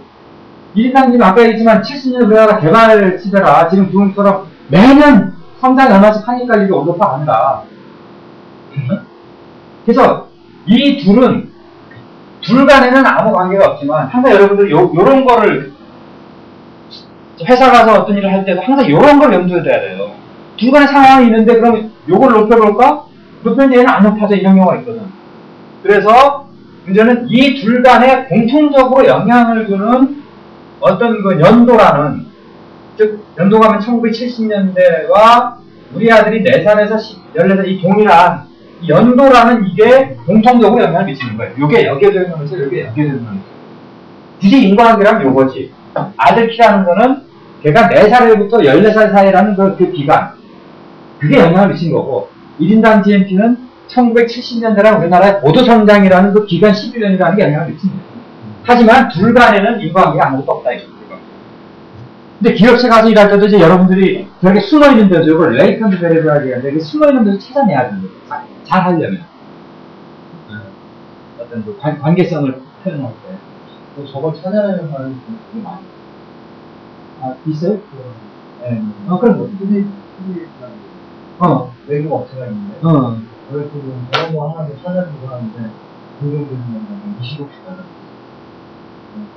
잠깐 주는 친구들 그러니까 우리가 아까 얘기했잖아. 우리나라 사람들이 좀 더 잘 배우고 스마트해져가지고 걔네들한테 주도는 오히려 우리가 그런 돈을 외국 나가서 벌어서 와야, 예? 우리나라에 없는 사람들이 좀 잘 할 수 있다니까. 저희도 아직까지 중국에 나왔다. 벌고 있어요. 저희가 나서 일을 해. 네. 이게 그게 이제, 근데 걔네들도 금방 쫓아와냐, 얘기하는 정도 얼마나 좋은 거라니. 아직 회지도 가서 근데 아주 중요한 건 아까 안 했는데. 그걸 해야 된다. 근데 그걸 하는데, 소위 말하는 그 집단재생이라고 얘기하잖아요. 여러분들끼리 잘 서로 이렇게 커뮤니케이션 하면서 이제 그런 걸 자꾸 개발은 여기서 얘기해야 됩니다.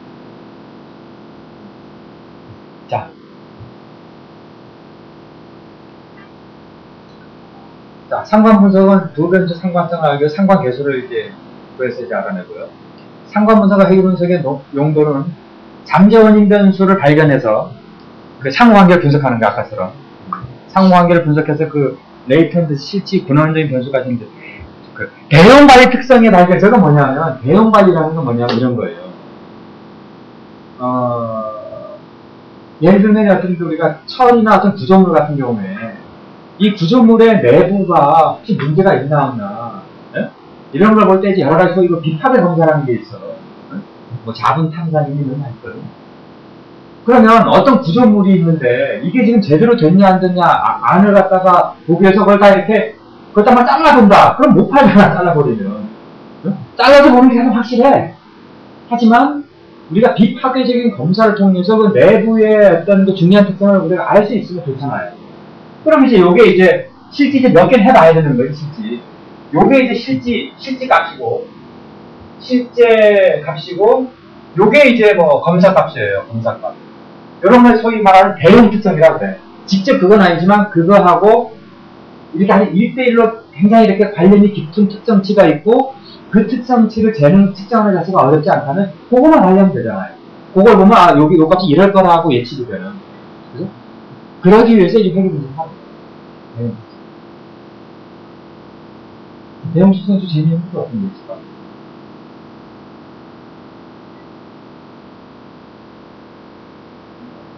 고양이도 적용이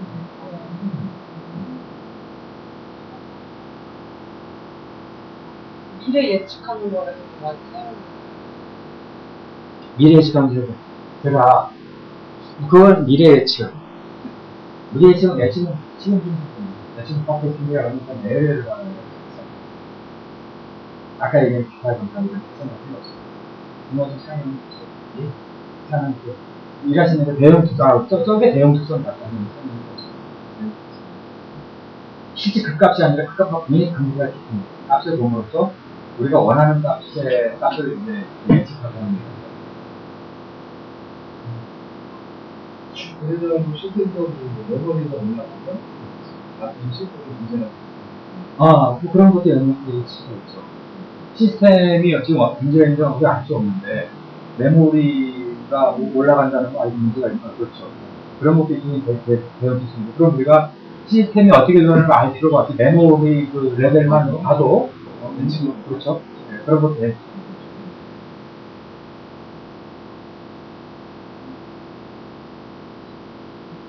우리가 이거 뒷대부분 많아지는 얼룩 같은 게 많아지면 힘들이 안 좋아지거든요. 그렇죠. 너무 안 좋아지지는 않지만 뒷대부분 게 많아지면 힘들이 안 좋아져요. 그다음에 이제 가정생활에서 어느 집에 갔는데 이 부부가 사이가 좋은지 안 좋은지 알 수가 없잖아요. 근데 이제 하나도 보면 알 수 있어. 마누라가 애를 막 두드려 팬다 그러면 사이 안 좋은 거. 어? 마누라가 애를 막 두드려 팬다든가, 이런 게 사이 안 좋은 거야. 그런 얘기 있잖아. 처갓집에 장인장을 와면 처갓집가 큰 개를 갖다가 바로 차거든. 이 녀석이 우리 집에 불만 있냐면 막 가서 얘가 개를 쓰다듬어 주냐? 개를 바로 차냐? 이런 건 나도 있잖아. 그런 것들이 다 재밌어. 자, 이게 이제 SIPOC. 식시그마에서 제가 얘기했죠? SIPOC. 사이퍼. 이게 아니에요. 식시그마에서 항상 하는 거 뭐냐? 어떤 프로세스를 사이퍼, SIPOC로 표현하죠. 우리가 고객이, 이걸 할 때 이제 맨 처음에 고객을 먼저 정해야 돼. 고객이 원하는 바가 뭐냐? 고객이 원하는 결과가 있으면 이 결과를 만드는 프로세스가 어떤 거고, 거기에 들어간 인풋은 어떤 거고, 그 인풋을 제공하는 서플라이는 누구냐? 이걸 봄으로써 여기에 이 결과의 여러 값들을 요 안에 있는 이제 잠재 원인 변수들이랑 연결시킬 때 이게 이제 상관문제가 수가 있죠. 아니요. 공급자나 자원이나 서비스 어떤 것들이 여기에 크게 영향을 미치는지 그 상관성 같은 게 아까 같은 클라 산점도 같은 걸 이용을 하면 파악을 할 수가 있겠죠. 자, 두 변수 간의 관련성. 여기서 이제 관련성이지 이거 아직까지 인과관계라고 말하면 안 된다고 그랬죠. 야, 이건 잘못 쓴 거다. X가 증가할 때 Y의 경량인데, 하여간 이거 잘못 쓴 건 아니네. 아직까지 인과관계라고 말하면 안 돼. 자동차의 속도에 따른 연료 소모량. 속도가 높아지면 연료가 많이 들어요. 촉매의 양과 수율, 설비 속도와 제품의 정밀도, 광고 비용과 매출액 이런 것들이 이제 여기서 뒤에 있는 것들이 이제 결과죠. 이게 연료 소모량, 수율, 정밀도, 매출액 이게 결과고 앞에 있는 이 변수들이 잠재원인 변수가 되겠죠. 보통은 잠재원인 변수가 여러 개 있겠죠. 하나가 아니라 여러 개 중에 영향을 주는 것을 우리가 파악할 수 있겠습니다. 자, 산점도 아까 봤던 것처럼 산점도라고도 말하고 산포도라고도 말하는데 점들의 분포된 모양으로부터 이제 어떤 관계성을 검토하는데 직선관계나 곡선관계를 할 수 있는데 보통은 상관분석은 이제 직선관계만 의미합니다. 상관분석은 곡선관계는 아니에요. 요거 확실히 차이가 있어 보이면 요거는 상관계가 거의 영향을 없습니다. 보통 직선관계만 의미합니다. 요게 이제 알려져 있다고 할 때 이제 요거에 이제 곡선을 피팅하기 위한 소위 non-linear regression 비선형 모형을 가정해 볼 수 있습니다. 이 부분에. 네. 근데 비선형일 때는 제가 기초 풀이한 거 같아요. 이거는 제가 나도 이게 이거에서 안 받는 비선형은 설명화시켜서 하는 거 일반적으로 하나요? 비선형은 하는 거 어떤 공식이 있나요? 비선형하는 둘 다 있습니다. 설명화하는 방법. 설명화 할 수 있는 방법과 못하는 경우도 있고. 그러니까 이제 못하는 경우에는 어떤 경향을 알아야 모델을 피팅하는 경우예요. 설명화가 되는 경우는 모델을 가능하지 않아도 둘 다 있습니다. 처음에 이제 해서 이런 이상치를 제거를 해야 되겠죠. 아까 여기 봤습니다. 다른 문제가 나왔냐, 어떤 오류가 있었는가. 그 다음에 층별, 아까 말씀드렸죠. 층별을 잘하는, 산점 돌리는 층별을 얼마만큼 잘하느냐에 따라서 능력이 확 올라갈 수가 있습니다. 가로축을 보통 입력 요소를 나타내고, 수식을 다른 입력 요소 같은 결과로 짝을 이루겠습니다. 이건 이제, 통신회사인데, 총신고율, 어떤 문제가 있다고, 통신에. 총신고율과 재신고율 간의 관계를 봤습니다. 이 정도면 이제 나중에 보시겠지만 이제 상관관계가 있다고 나옵니다. 이거는 이제 어떤 영업사원들의 영업 차량 마일리지가 영업수령 관계가 있나를 봤어요. 요거만 보면 왼쪽만 보면은 상관이 있어 보여요, 없어 보여요? 없어 보이죠? 그래서 아무 관계 없네요. 오른쪽은 층별을 한 거예요, 이게. 영업 사원들을 갖다 따로따로 구분해 본 겁니다. 파란색은 사원 3, 갈색은 사원 2, 까만색은 사원 1. 그러면 관계가 있어요, 없어요? 관계가 있죠. 그러니까 산점도를 그릴 때는 어떻게 보면 저렇게 층별을 50단계로 따로따로 그리더라도 따로따로 이렇게 볼 필요가 있어요. 그런 상황에 있는지 파악이 되죠. 안 그러면은 괜히 그냥 관계가 없네 하고 넘어갈 수가 있습니다. 그래서 층별이 아주 중요합니다. 아까 이제 재신고율이 총신고율에 따른 이제 관련성인데, 이렇게 나왔을 때 이거를 상관관계 있다고 봐야되나 없다고 봐야되나 어떤 계량을 해야 될 것 같은데, 이걸 어떻게 하나. 항상 우리는 통계적인 얘기는 왜 그림으로만 봐도 그럴 것 같네 말하면 안 되고, 항상 숫자 하나로. 그 숫자는 뭐죠? 계량할 때 숫자를 우리가 항상 이용한 숫자는 뭐라고 그랬죠? 그렇죠, 필요. 하는 게 너무 때리지 않아. 아유, 너무 피배율. P-밸류가 어떤 거 증거잖아, 증거. 우리가 H대로 또는 상관성이 있다고 말하든 없다고 말하든 그거에 대한 어떤 척도란 말이죠. 상관성이 있다고 해도 똑같지가 않잖아. P-밸류가 0.001에서 상관성하고 0.05에서 상관성은 다르단 말이죠. P-밸류가 작으면 작을수록 그만큼 더 세게 상관성이 있는 거고. 항상 우리가 숫자 하나로 표현하는 대충 이런 거 겉에요 말하면 안 되죠. 숫자 하나로 표현하는 게 있어야 되고, 그래야 그 숫자를 가지고 서로 간에 공통적인 어떤 그 언어죠, 언어. 공통적인 언어. 그래야 서로 간의 이해도를 높일 수가 있습니다. 자, 이걸 갖다 계량을 해보니까 P-밸류가 0.002가 나왔어요. 0.00이면 굉장히 분명히 낮은 거죠. 상호작용이.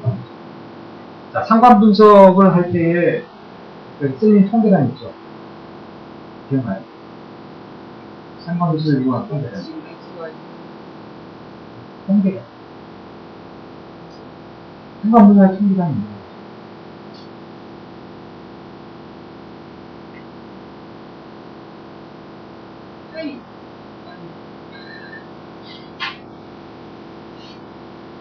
야, 그래도 통계학과에 왔으면 무슨 막 뭐라 그러는 거예요. 평생 축구해서 국가대표가 됐고 축구 잘하잖아요. 아니, 지금 내가 질문하는 거는 국가대표를 말하는 게 아니라 축구에서 너 센터링 할 줄 아니? 이 정도 물어본 거야. 축구 선수라고 그러길래 너 센터링은 되냐? 너 저 페널티킥에서 아니 페널티킥에서 골을 넣을 수 있니? 이걸 물어본 거야. 아니 그러니까 신입사원 때 이렇게 막 이렇게 해놔야 정신 파석이었습니다. 그거 최선. 아니 근데 보니까 퇴사할 사람은 아니야. 이런 사람이 얼굴은 퇴사 안 해요. 통계적이었습니다.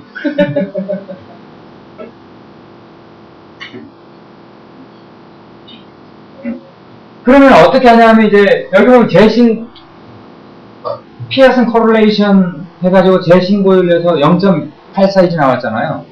그러니까 좋아. 그러면 힌트를 줄게요. 여기 0.84 요게 이제 소위 그 표본 상관 기술이라고 그러잖아. 표본 상관 기술을 이용한 힌트란 몇 개? 제가 말씀드린 게 그 시그마 X와 구하는 그거.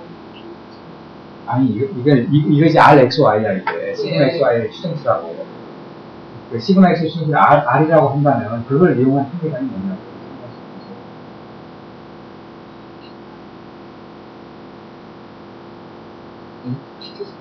그래 왜 그거? 맨날 컴퓨터로 돌려서 까먹고. 컴퓨터를 돌려? 예, 저 그래서 기본 시간 안 해야지.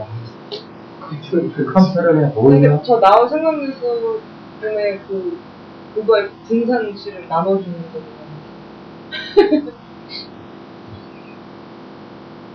거거든요. 이 X하고 Y가 이렇게 있으면 지금 데이터가 몇 개가 있나? 하나, 둘, 셋, 넷, 다섯, 10개가 있나요? 그죠? 10개의 데이터를, 그러니까 이건 여러분들이 사실 뭐 컴퓨터에만 너무 의존하지 말고, 식으로 한번 해야 이게 감을 가진 중이네요. 10개 데이터가 있다면 그 10개의 데이터를, 10개의 짝을 X1, Y1, 어떻게 해서 X10, Y10이라고 하면, 여기서부터 소위 그 표본 상관계수라는 거 그래요. 표본 상관계수 어떻게 보냐면 R은 SXY분의 SXX XYY인데 이건 뭐냐면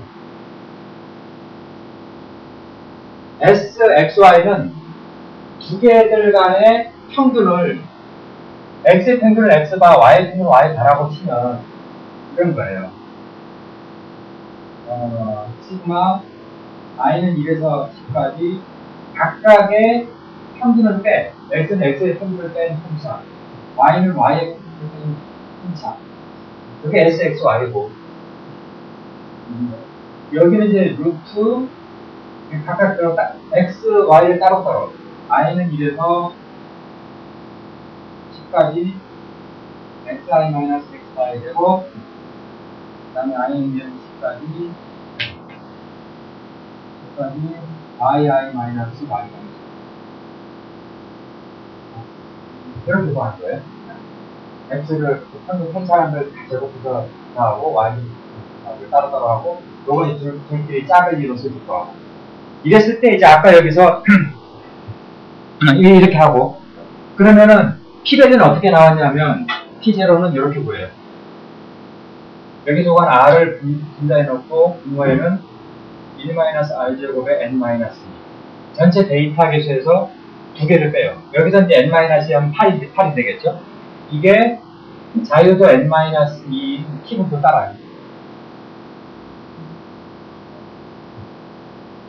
근데 여기서 실제 구해봤더니 R이 얼마가 나왔냐면 데이터로부터 0.84인 된 거예요.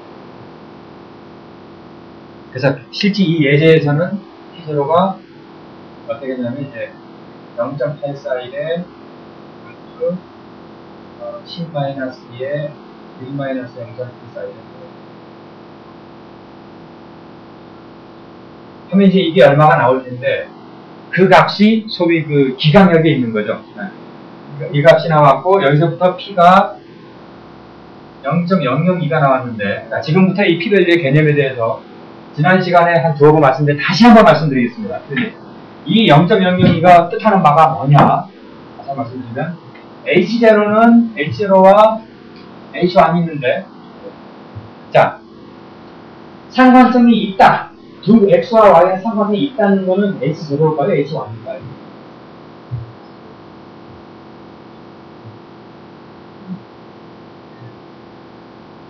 두 변수 간의 상관성이 있다. 자, 우리 H0, H1을 지정할 때 우리가 관심 있는 거를 어디다가 넣는다 그랬어요? H0에 H1이에요. H1. 자, 그러므로 상관성이 있다는 건 H0에 들어갈까? H1에 들어갈까요? 그렇죠. 자신있게 이게 자꾸 질문하면 얼굴 좀 하얘져. 좀 주셔야 되겠다. 그래 얼굴 하얗게 있죠. 상관성이 있다는 게 H1이에요. 네, 그 말은 뭐냐면, 그 말은 모상관계수 우리 보통 그 로로 표현해요. 로로 표현하는데 상관계가 있다라는 게 H1이니까 그건 뭐냐면 로가 0이 아니다라는 말이거든. 로가 0이면 상관이 없는 거거든. 네가 크거나 말거나 난 관계없어 하는 거. 이거 로가 0. 자 그럼 P밸류가 0.00이라는 말은 뭐예요? 이거는 요 지금 세 가지를 들어서 요거 세 가지로 제가 설명할 건데 가설 검증에서 이 P밸류는 뭐냐면 항상 P밸류는 가설 검증의 통계라면 H0 하에서 얘기한다 그래서 H1 하에서 얘기한다 그래서 H0 하에서 H0가 맞다는 가정하에서 즉 모상관계수가 0이면 즉 X하고 Y 간에 상관관계가 없다면 이 T0라는 거는 이런 분포를 따르거든요. 그 분포라는 건 뭐냐 하면 이 T분포라면은 그냥 거의 요 안에 어느 값이 나와야 돼. 언제? 상관관계가 없다면. 그래서 데이터로부터 실제 나온 R이 0.8짜리한 데이터로부터 T0를 구해봤더니 이 값이 요 안에 들어간 게 전체적으로 면적이 95%인데 요 안에 들어온 게 아니라 실제 데이터로부터 구해봤더니 그게 요 귀퉁이의 값이 이렇게 나타나더라. 실제 값으로부터 T0로 가니 귀퉁이의 값이 나타났고 그 귀퉁이로부터 우측에 해당되는 이 면적이 그냥 한 0.002 말이거든요. 이거 요까지 한번 복잡하니까 간단히 0.0을 하겠습니다. 이 말은 뭐냐면 H0가 사실이라면 즉 두 변수 간의 상관관계가 없다면 없을 때 데이터가 이런 식으로 나타나서 이런 식의 데이터가 나타나서 나타날 확률은 0.2%밖에 되지 않는다는 거거든. 어떤 가정하에 상관관계가 없다면 이런 식의 저런 형태의 데이터가 나올 확률은 0.2%다. 즉 나타날 리가 희박하다. 이런 데이터가 있다는 식으로 나타나지 않거든 하는 얘기예요. 그러니까 결론적으로는 우리가 가정한 이 가정이 잘못된 것 같다. 요게 맞는 것 같다. 즉 상관관계가 있다라고 우리는 얘기해야 되겠다. P밸류 컨셉을 다시 한번 해서 HLO가 사실일 때 이런 류의 데이터가 나올 확률이 P-value라면 HLO가 사실일 때 저런 식의 데이터, 상관관계가 없다면 저런 데이터가 저런 식으로 나타날 확률은 0.2%밖에 안 됩니다. 그러므로 상관관계가 없다라는 가정이 잘못된 것 같네요. 네. 우리는 상관관계가 있다라고 결론 내리겠습니다. 자, 됐죠? 네. 자, 이거 상관관계 구하는 방법 아까 제가 말씀드린 거고요. 여기서 이제 뭐 대략 플러스 마이너스 0. 인데 이건 대략 써놓은 거예요. 이거는 똑같은 상관계수라고 하더라도 이걸 보세요. 어쨌든 이게 절대치라고 해서 이 절대치가 큰 쪽으로 가야 상관이 있는 거거든요. 이게 뭐에 영향을 n에 지금 영향을 많이 받잖아요. 똑같은 상관계수가 r이 똑같은 0.5라도 r이 0.5라도 어떨 때는 상관관계가 있다라고 나오고 또 P-value가 작게 나오고 어떨 때는 없다고 나와요. 뭐에 디펜던트 하냐면은 똑같은 r이라고 하더라도 n에 디펜던트 하거든. n이 커지면 클수록 t는 커지잖아요. n이 분모의 분모니까. 그렇죠? 그래서 상관계수 얘기할 때 상관계수가 뭐 0.5니까 이건 없다고 말해야 되는데 이런 말 하면 안 되고 항상 P-value가 나와야 돼요. T분포를 이용해서. n에 디펜던트 하기 때문에. 상관계수가 0.5로 적당하더라도 굉장히 많은 데이터로부터의 0.5면 상관이 있는 거고 상관에 0.7이라고 하더라도 데이터 몇 개 안 되는데 0.7이면 상관이 없는 거고 즉 두 변수 간의 상관성은 n에 상당히 디펜던트하다 이런 얘기입니다. n에 디펜던트 그러니까 상관계수 유의성은 r과 n에 디펜던트 두 개의 값에 디펜던트한 거죠. 실제 표본 상관계수와 number of observation 데이터 개수. 그러니까 이 얘기는 그냥 써놓은 건 이게 절대적인 절대 아닙니다. n에 디펜던트하다고 써놓으세요. 그 다음에 기여율 또는 이제 결정계수라고 말해요. 기여율이라고도 말을 하고 결정계수. R에다가 R을 제곱한 거를 우리가 결정계수라고 해요. 자, 결정계수의 의미는 여기에 이제 y에 대한 x의 영향의 정도를 말한다 써놨는데 이런 거예요. 자, 결정계수의 의미를 제가 말로 표현할게요. 결정계수의 의미는 뭐냐면 데이터들이 보면은 이 변동하고 있잖아요. 무슨 데이터를 보냐면 이 재신고율 데이터들이 변동하고 있죠. 평균 대비. 데이터들의 변동을 우리가 만약 여기다가 이제 회기선을 하나, 직선을 하나 찍 든다고 봤을 때 데이터들의 변동을 직선으로 설명할 수 있는 비율 이겁니다. 회기선을 그었을 때 데이터들의 변동을 직선식이 설명하는 비율 이게 결정계수. 만약에 결정계수가 100% 같이 1이다 그럼 뭐든지 알아요? 즉 모든 데이터가 직선상에 있다 이 말이죠. 직선을 벗어날 때 하나도 없다 그럼 100%다. 선 하나가 다 설명이 되죠. 결정계수가 크면 클수록 설명이 큰 거예요. 직선의 설명력이라고 보면 돼요. 직선식의 설명력. 전체 변동 중 직선식이 설명하는 비율. 이게 결정계수입니다.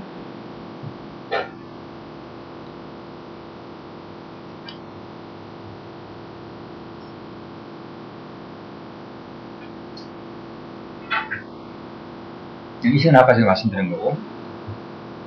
사실 이제 뭐 여러 가지 경우가 있죠. n이 30일 때, n이 30일 때 데이터가 이렇게 나오면 이제 폴라리즈가 한 0.9 정도 돼요. 마이너스. 그 다음에 x가 커짐에 따라 y가 커지면 r이 양수가 되고 x가 커지면서 y가 오히려 낮아지는 건 r이 마이너스가 돼요. 마이너스가 나옵니다. 만약에 데이터가 30개인데 모양이 이 정도면 한 r이 0.6 정도. 요건 이제 r이 0이고. 요것도 분명히 약간 2차 옵션 선택에 나오잖아, 2차 옵션. 하지만 r은 0이 돼요. 그래서 상관계수는 두 변수 간의 직선 변형을 나타내는 리니어 변형, 곡선 변형 같은 거예요.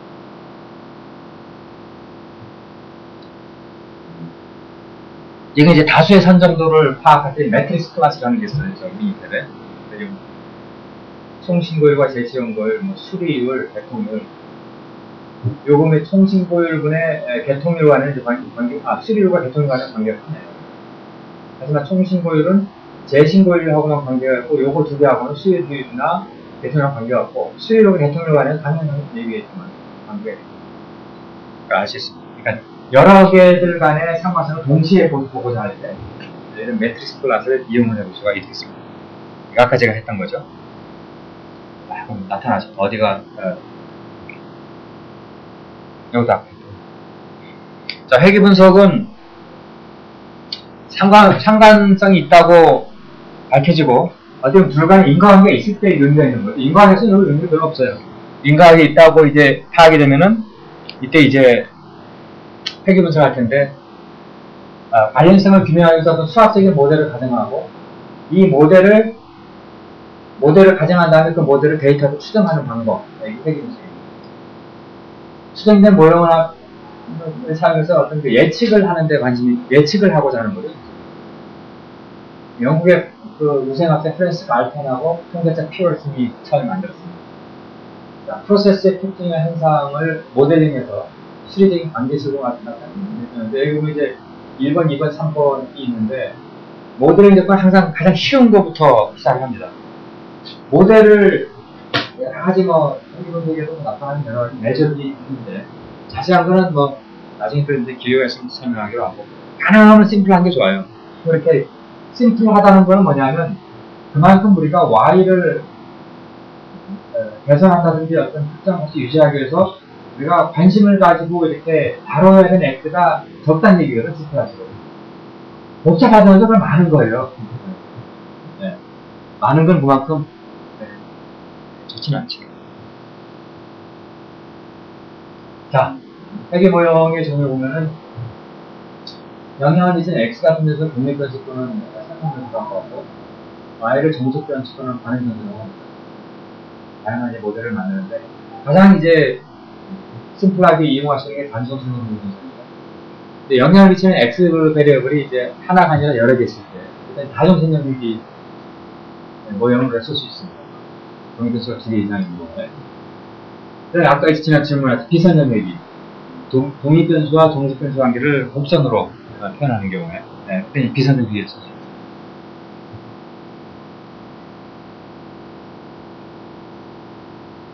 이게 눕혀졌지? 나 이게 안 눕혔는데. 응? 누가 눕혔어요? 박사희 씨가 눕혔어요? 응? 다정연이가 그냥 눕혀놓고서 어떤 애들을 다정하게 보이게 하려고. 자, 데이터의 수집. 자, 데이터 수집해서 일단 산점도로 확인하고, 그 다음에 여기에서 라인 피팅을 하는 거. 여기 안 나왔구나.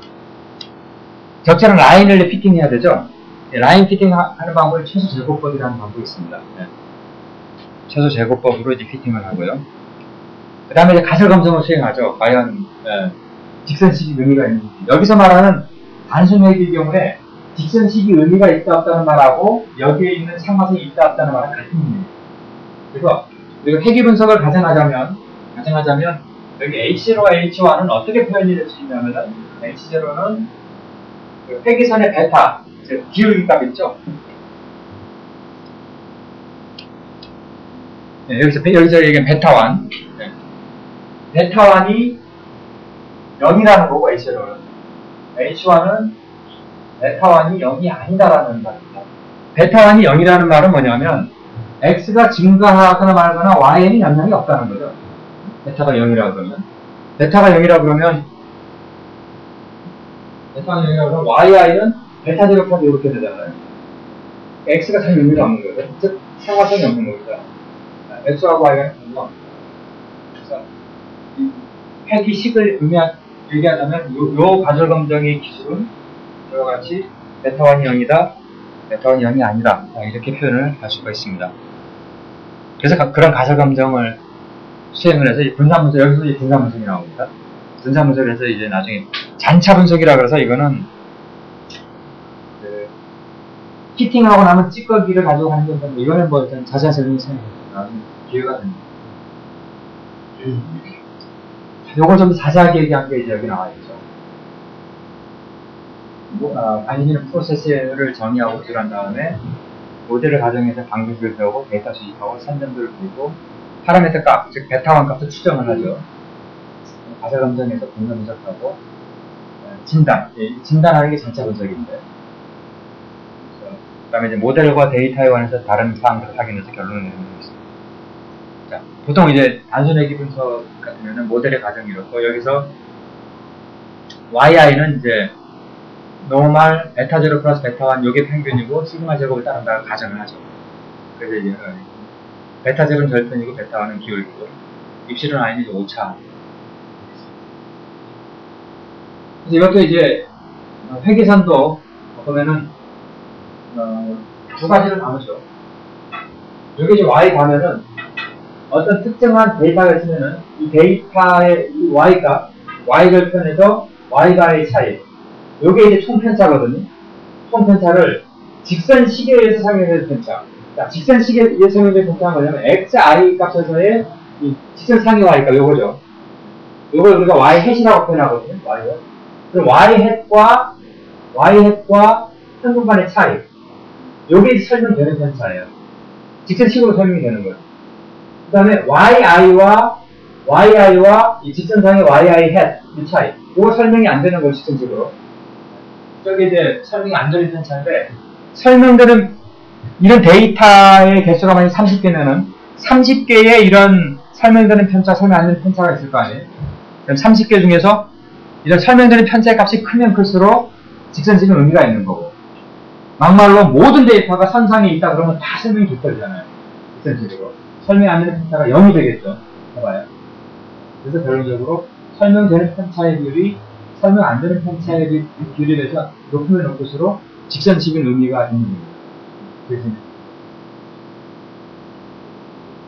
설명되는 편차로부터 구한 제곱합을 회귀 변동, 설명이 안 되는 편차로부터 구한 회귀 변동을 잔차 변동이라고 합니다. 이제 회귀 변동이 잔차 변동에 대해서 얼마나 큰가를 분산 분석을 이용해서 이제 우리가 분석을 하고 검증 통계랑 F 검증 통계를 이용했습니다.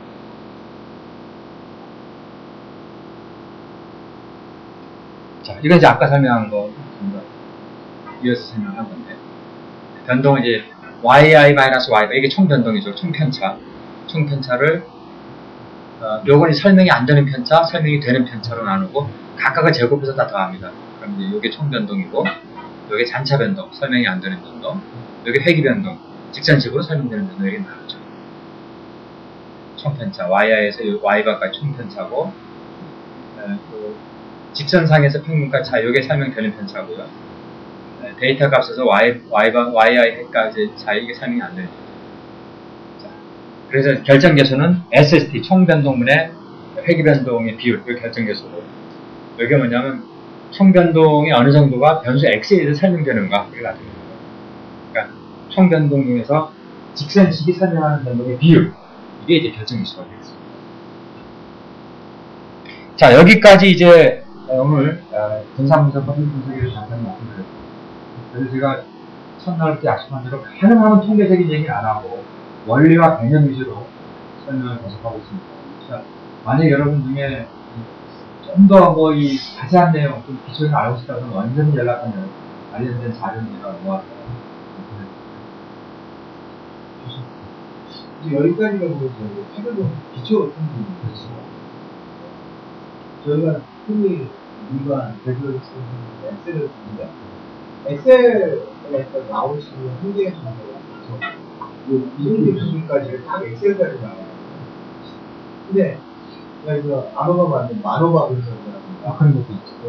가설량이 좀 여러 마디 좀 가설량 분석이라든가 이런 걸 이제 통계학과에서 5학년에 대한 배우는 이유가 따로 이게 있는 건가요? 궁금하네요. 통계학과 나오는 데는 아까 그 서울 교수님이 인과 분석할 때 원인과 결과별로 사실 분석한 건 다르다고 하셨잖아요. 다 범주형이나 그런 것들은 이사냥, 범주형 이렇게 섞여 있는 친구들이 있어서 그걸 어떻게 다루느냐 결정을 하다 보니까 기본적인 거 배운 다음에 나는 처음에 배웠거든요. 학부 때 다배장 배웠어요? 그 다배장 분석. 기억이 안 나요. 배우들 막. 아니, 배운 내용이 뭐냐고 물어본 것도 아니고, 배웠냐 안 배웠냐, 이거 정도야 나올 수 있는 거 아니에요? 이제 적응해요. 모르세요, 이제. 아니, 그걸 안 물어볼게, 안 물어볼게. 그냥 솔직하게 배웠는지 안 배웠는지만 얘기해. 간단하게 배워. 간단하게. 한 과목으로 배운 건 아니고. 안 배우고. 예, 예. 그래서 제가, 사실은 다별량 쪽도 언제 제가 가능한 사례 위주로. 그거는, 다별량은요, 막 통계적으로 들어가는 거 진짜 골 때리거든. 물론 이거 알아야 돼. 나중에 이제 코딩하면 알아야 되는 그때가 좀 문제고, 다별량의 쓰임새라든가, 그거 하려면 내가 한 이틀은 준비해야 되겠다. 어쨌든, 다별량 나중에 제가 준비할게요. 저희 연구교사님들이 이제 통계학과 나오시고, 통계학과 안 나오거든요. 그래서 일반적으로 소프트웨어 공학과 나오고, 장비하다 보니 전작가 나온 친구. 네. 근데 제가 이제 친구들한테 얘기를 할 때, 일단은 기초통계학 정도는 안 해야 된다. 그렇습니다. 지금 이제 그걸 하고 있잖아요. 기초통계학 중에서도 기초적인. 네. 그래서 기초통계학, 그러니까 통계학과는 1학년이나 2학년 때 그 정도는 알아야 된다. 그냥 대화가 되겠습니다. 근데 기초통계의 가장 중요한 게 제가 가설과학과 피드백이 굉장히 되었어요. 예. 그래서 그 이유는 그 이후에 넘어 다별량 같은 경우는 교수님께 물어보자. 네. 뭐 예를 들면 전문가를 써야 된다. 네. 그거는 우리 영역, 거기까지 우리 영역은 아닌 것 같다. 그렇죠. 라고 이렇게 그래서 얘기를 하고 저도 그래서 아까 다국지나 나하고 책을 한 여기까지 내가 볼 필요는 없다. 생각하고 지금 안 보고 그러는데 다구치에 대한 개념도 또 자세한 말씀 주시는 자세한 거보다 제가 이제 한번 그때 되면 와서 한 두어 시간 딱 하면 저게 뭐고 저게 왜 필요하다. 우리가 일할 때 저거를 어떻게 응용할 수 있겠다. 이 정도는 할 수 있어요. 일단 다 다루려고 그러지.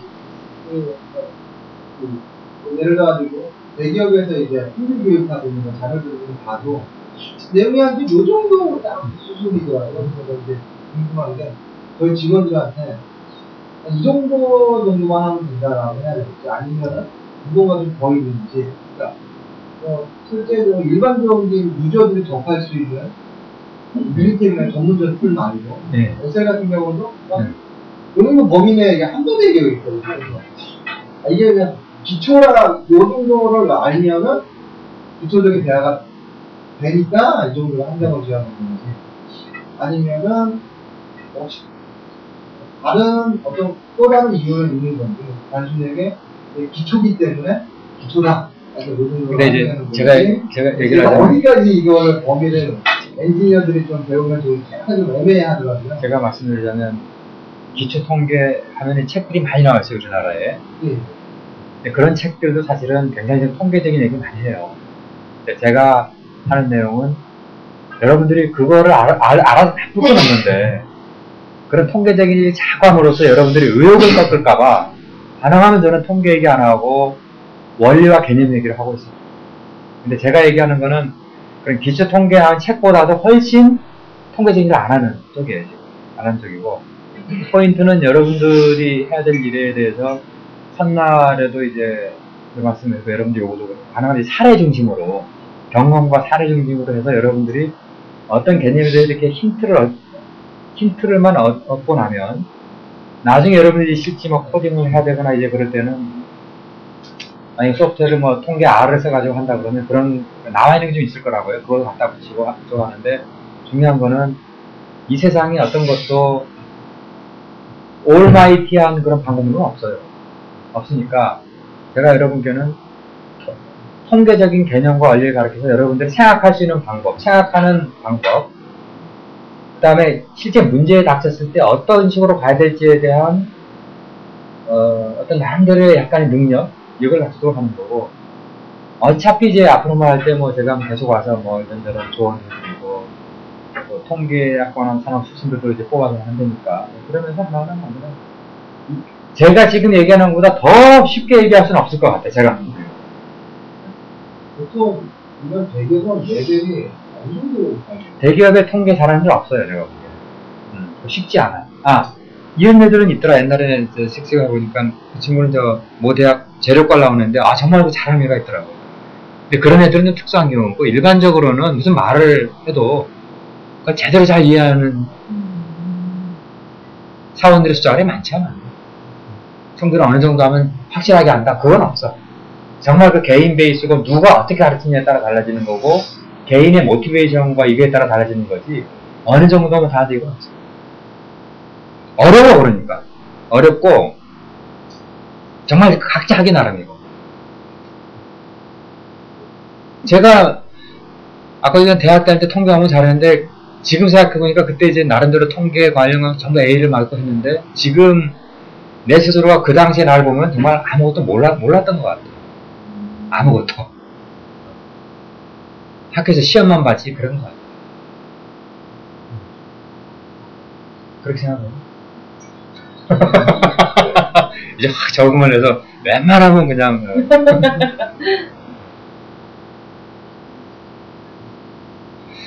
자, 그럼 일단 오늘 여기까지 하고요. 다음 시간엔 아마 내가 SPC인가? 그런 쪽으로 아마 해야 될 것 같은데. 약간 준비해서 와서 하고, 제가 지금 하는 방식의 강의가 크게 바뀌진 않을 겁니다. 계속 이런 식으로. 통계적인 이런 거는 수식 같은 거 가능하면 안 쓰고, 꼭 필요할 때는 얘기하겠지만, 원리와 개념 위주로. 자, 네, 수고 많으셨습니다. 안녕하세요.